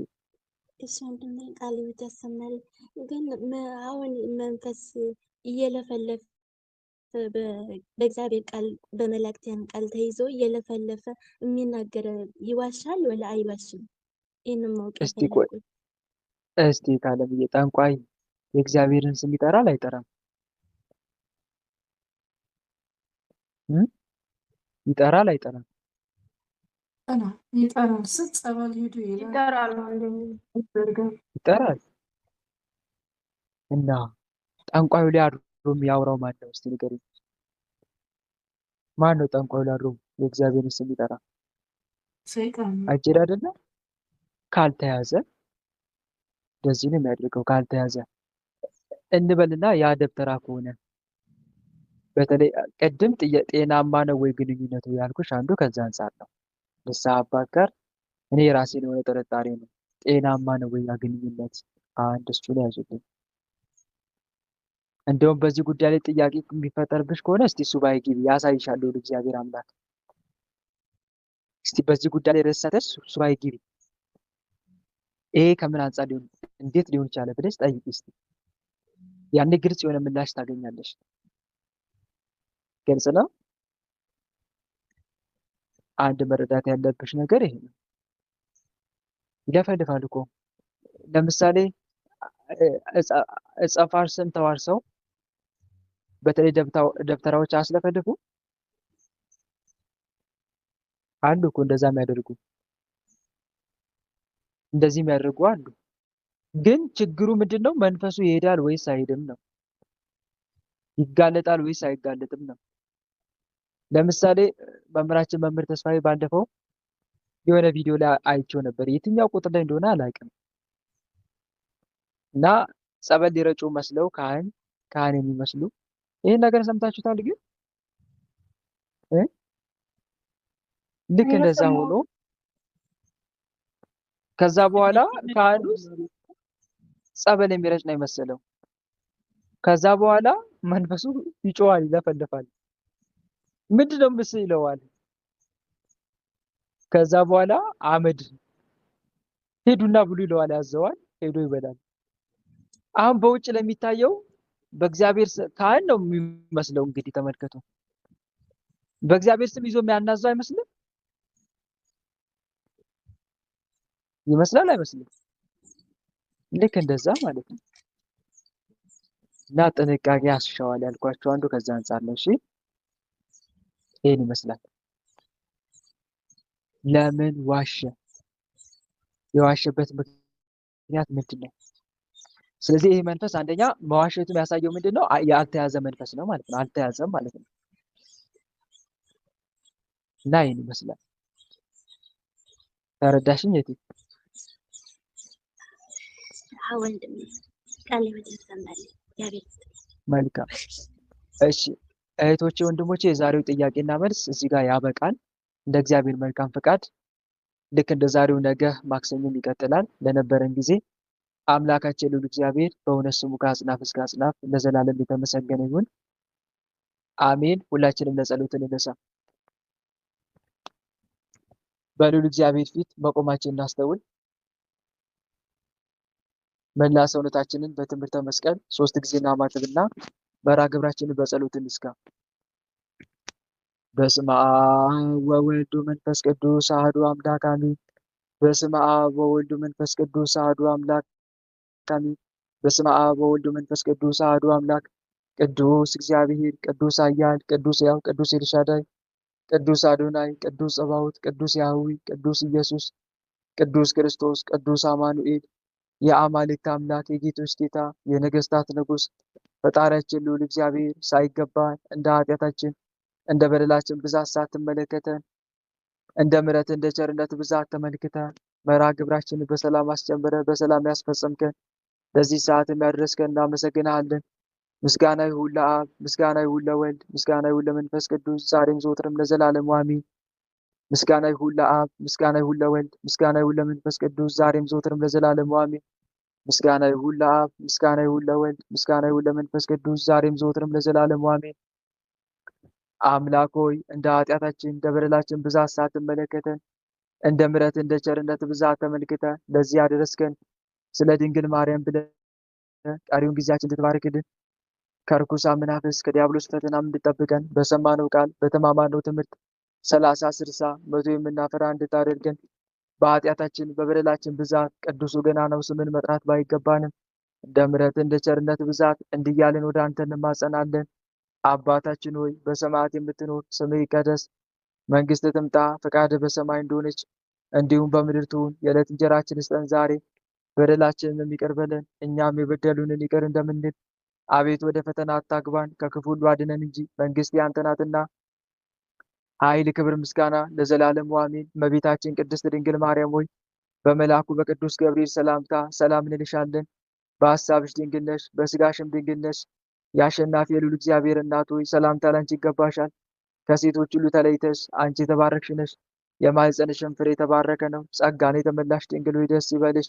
ጸጋን የተመላሽ መመኪያችን ሆይ ደስ ይበልሽ። ጸጋን የተመላሽ አማላጃችን ሆይ ደስ ይበልሽ። ልዑል እግዚአብሔር ከአንቺ ጋር ነውና ከተወደደው ልጅሽ ከጌታችን ከመድኃኒታችን ከኢየሱስ ክርስቶስ ዘንድ ይቅርታንና ምሕረትን ለምኝልን ኃጢአታችንም ያስተሰርይልን ዘንድ ለዘላለሙ አሜን። የእግዚአብሔር አብ ፍቅር፣ የእግዚአብሔር ወልድ ቸርነት፣ የእግዚአብሔር መንፈስ ቅዱስ አንድነት፣ የተወዳጇ እናታችን የመብርሃን አማላጅነት፣ የቅዱሳኑ ረዳትነት በሁላችን ላይ እንደዋለ በሁላችን ላይ ይደር አሜን። አምላካችን በሰላም አሳድረን። አምላካችን በሰላም አሳድረን። ቀኑን በሰላም እንዳዋልከን የሰላም ሌሊት አድርግልን። ቀኑን በሰላም እንዳዋልከን የሰላም ሌሊት አድርግልን። እመቤታችን አማላጃችን ተመልከች ወደኛ።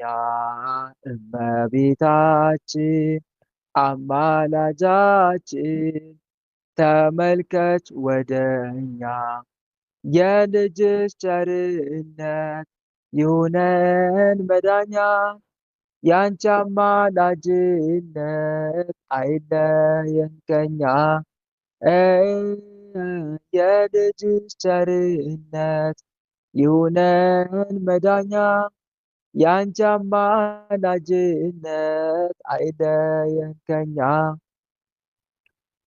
ጸጋ ነሣኢነ ወሕይወተ ረከብነ በኃይለ መስቀሉ ለኢየሱስ ክርስቶስ ኪያከ እግዚኦ ነአኩት ነሲያነ ጸጋ ዘእመንፈስ ቅዱስ።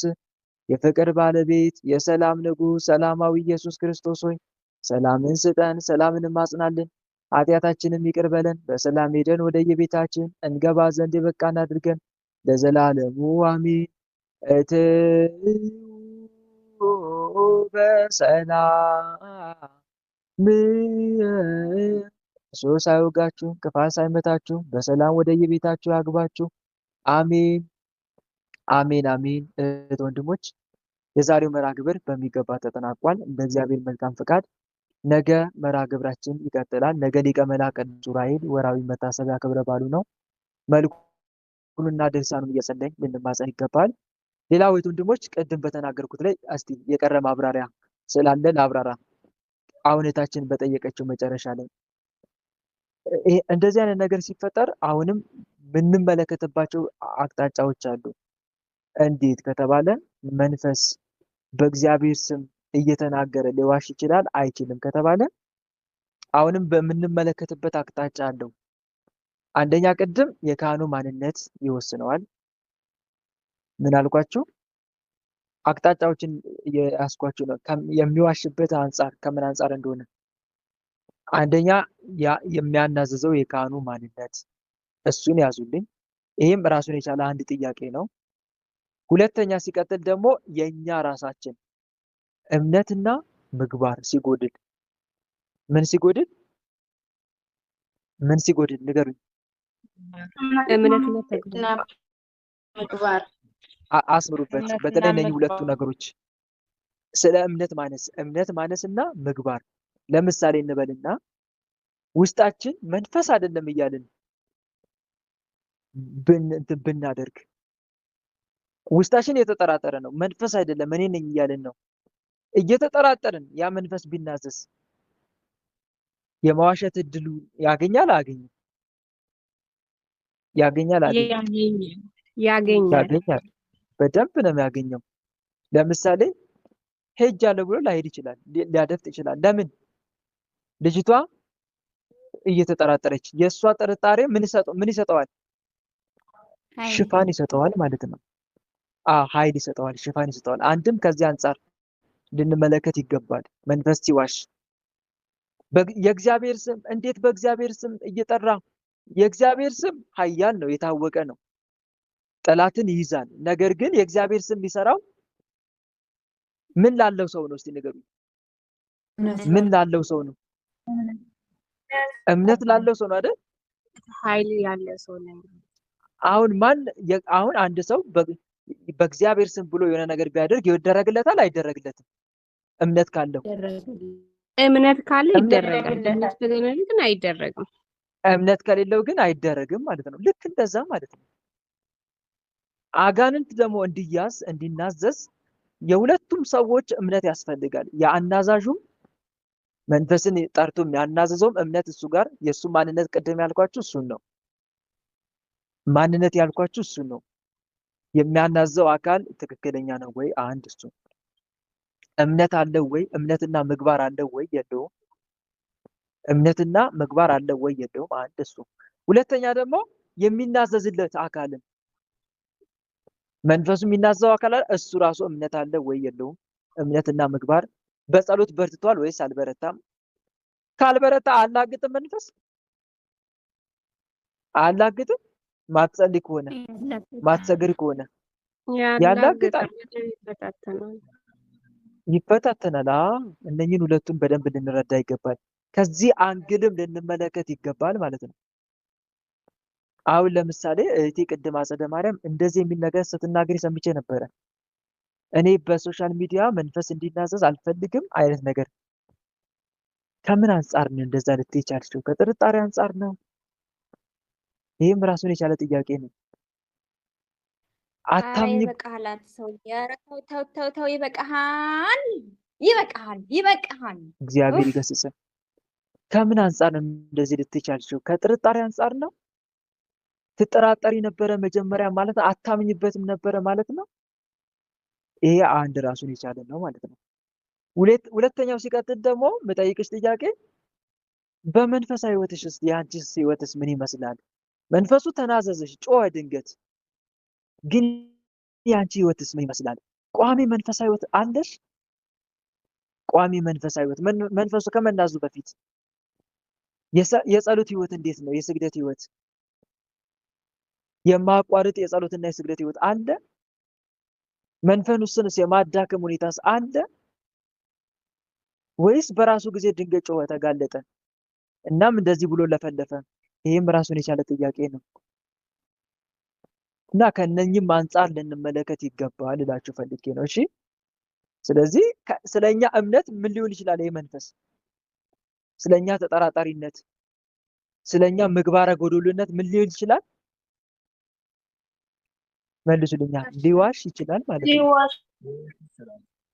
ሊያላግጥ ሊዋሽ ይችላል ማለት ነው። ሊያጭበረብር ይችላል።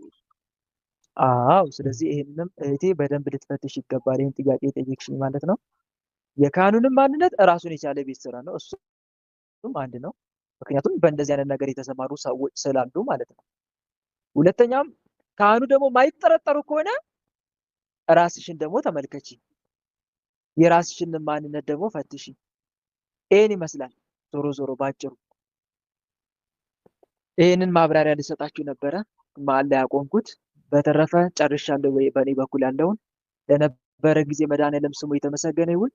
ነገ ሊቀ መላእክት ቅዱስ ዑራኤል ነው። ቅድም እንዳልኳችሁ መልኩንና ድርሳም እየጸለይን እናሳልፍ። ደህና ደሩልኝ። እግዚአብሔር አምላክ የነገ ሰው ይበለን። መልካም አዳር።